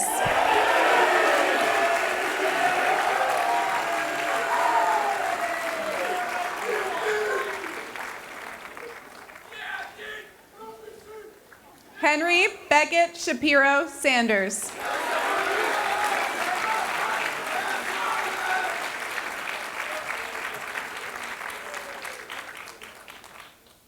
Amelia Quinn Schaefer Grinwiz.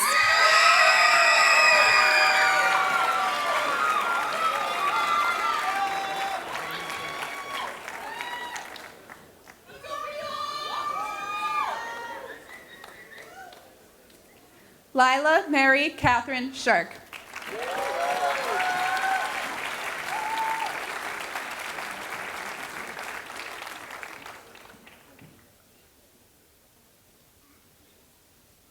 Shane George Sexton.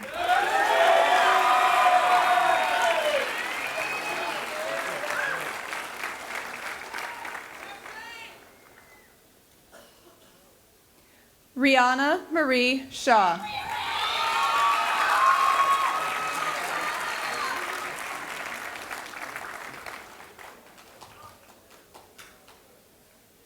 Zoe Simon.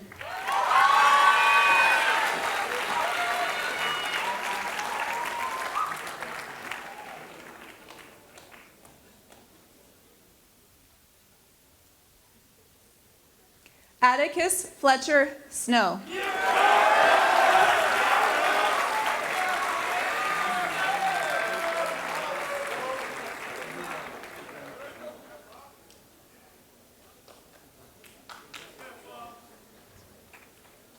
Evan Jean Sood.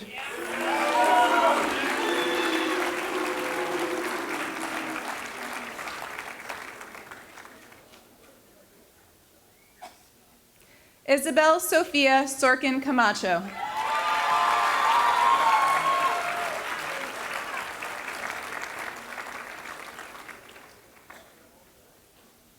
Pabankon Suranan.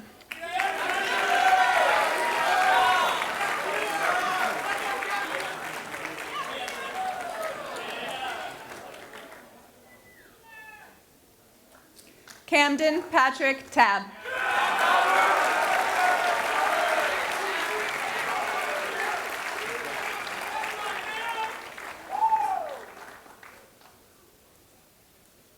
Catherine Jean Toole.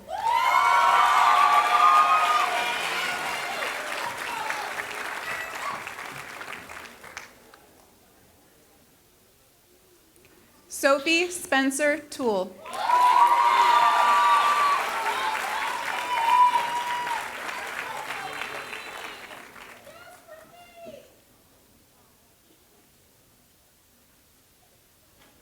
Mia Nicole Townsend.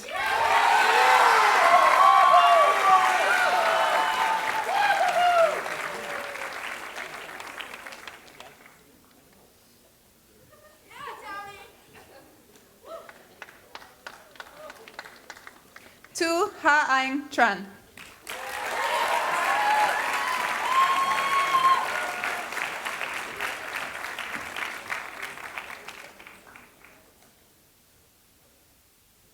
Nathan Robert Tremlett.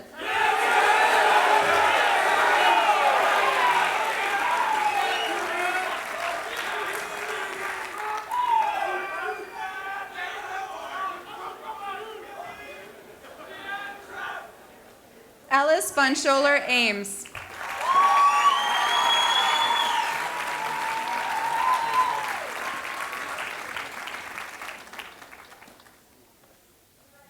Maya Eliora Bulak.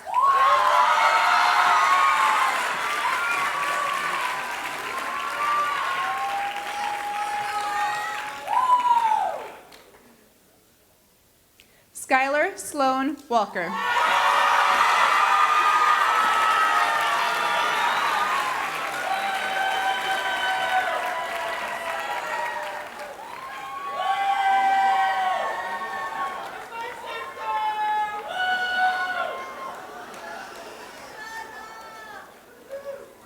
Sheen Wen.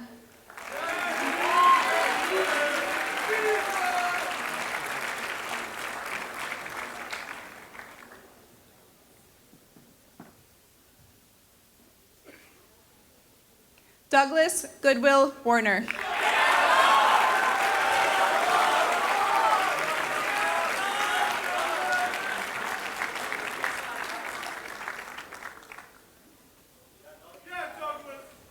Jack Garrett Wilson.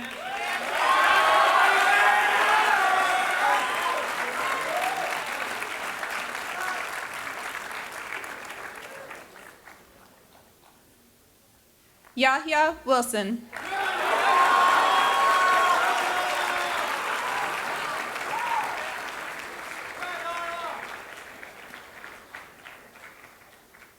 Richard Yu Huang.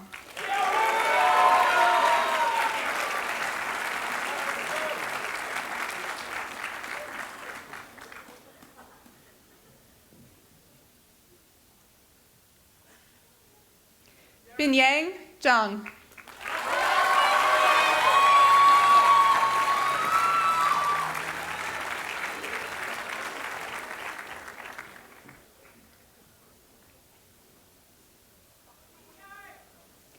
Brenna May Sider.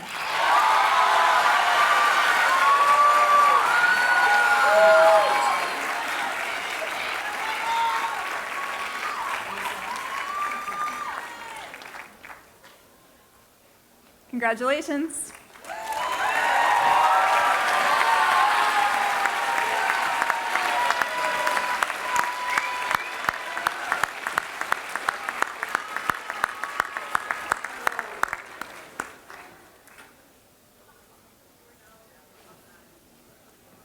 It's close. You just have to hear from Mr. John Hazen White to actually make it the real thing. So may I ask Chair of the Board, John Hazen White, to please come forward.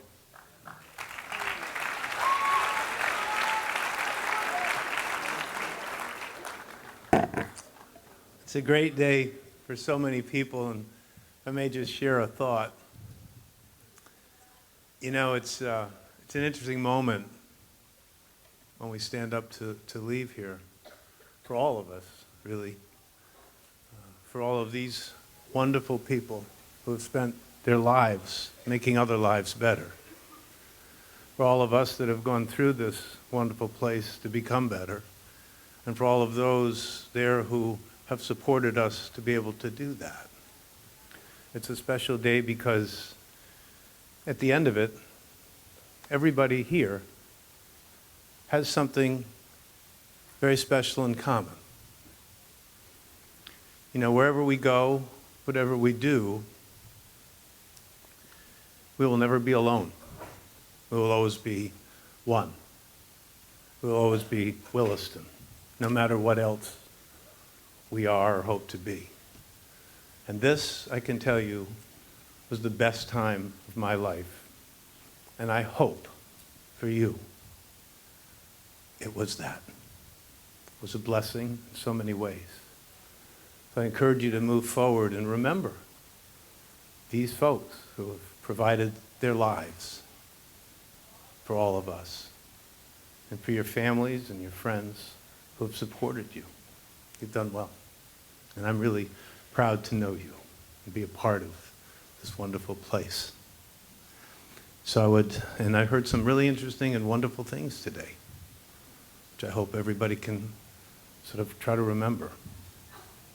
I would say to end, just be kind. Be kind to people. Something I took away from here, and I think many of you have. I can feel it just looking at you and talking to you. So, it's the only script I read in my life. By the power vested in me, it is my great pleasure to hereby declare the class of 2026 to be graduates of Williston Northampton School with all the rights, responsibilities, and pleasures appertaining thereto. God bless you. Congratulations.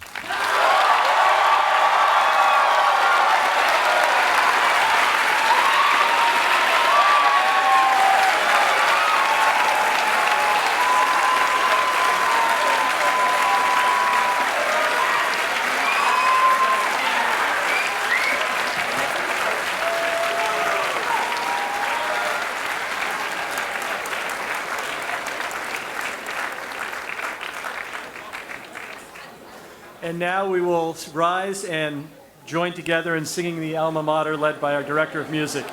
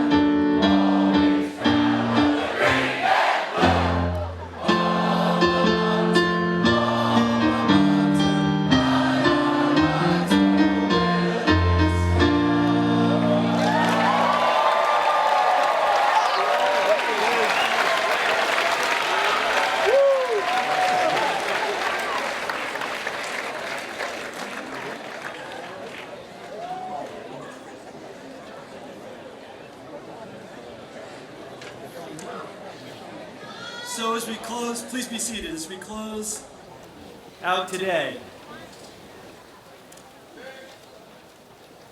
26, I look out at your incredible class filled with aspirations, ideal, and promise, and I want you to know how proud this school, this faculty are of you. As graduates of Williston Northampton School, you are ready and prepared to conduct your lives with integrity and purpose, to balance with passion and humility, and I hope that you will always, always strive to be Williston nice. We will next have a closing tradition, which is the ringing of the Angelus, and that was the bell that you heard referred to in the alma mater that we just sang. The Angelus was presented to the Northampton School for Girls by the Student Council in 1952. It's inscribed for quiet thought, and it was sounded every afternoon, at which times students and teachers would pause for a minute of silent reflection, something we could all use a little more of. So we start our school year with the ringing of the Angelus at Convocation, and we close with the ringing of the Angelus here. It's been permanently installed on the lawn on 194 Main Street, on Woldhouse, and it's been a tradition to sound this at this point. As we sound the Angelus, I invite you to join me in quiet thought, and I especially ask that you consider that this is Memorial Day weekend and that we've heard a lot of wonderful comments over the last couple of days, plenty of things for us to reflect upon. So let's pause for the Angelus.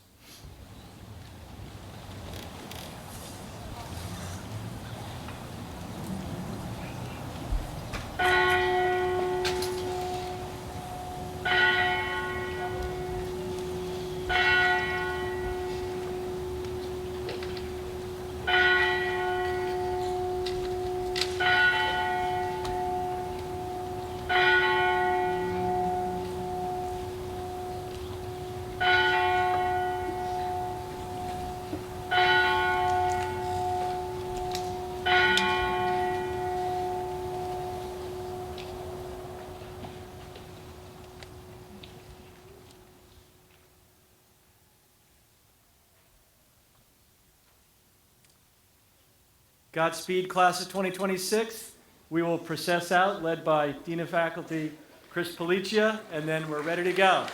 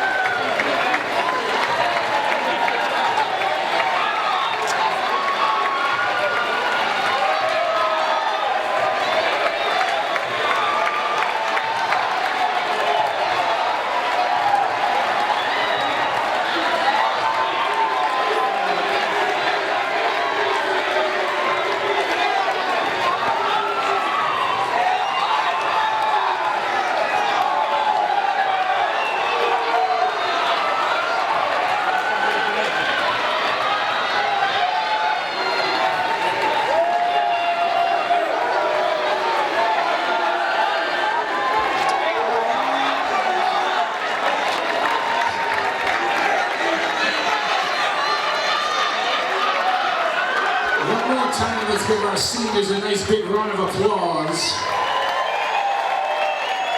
Right now, complimentary lunch is being served at the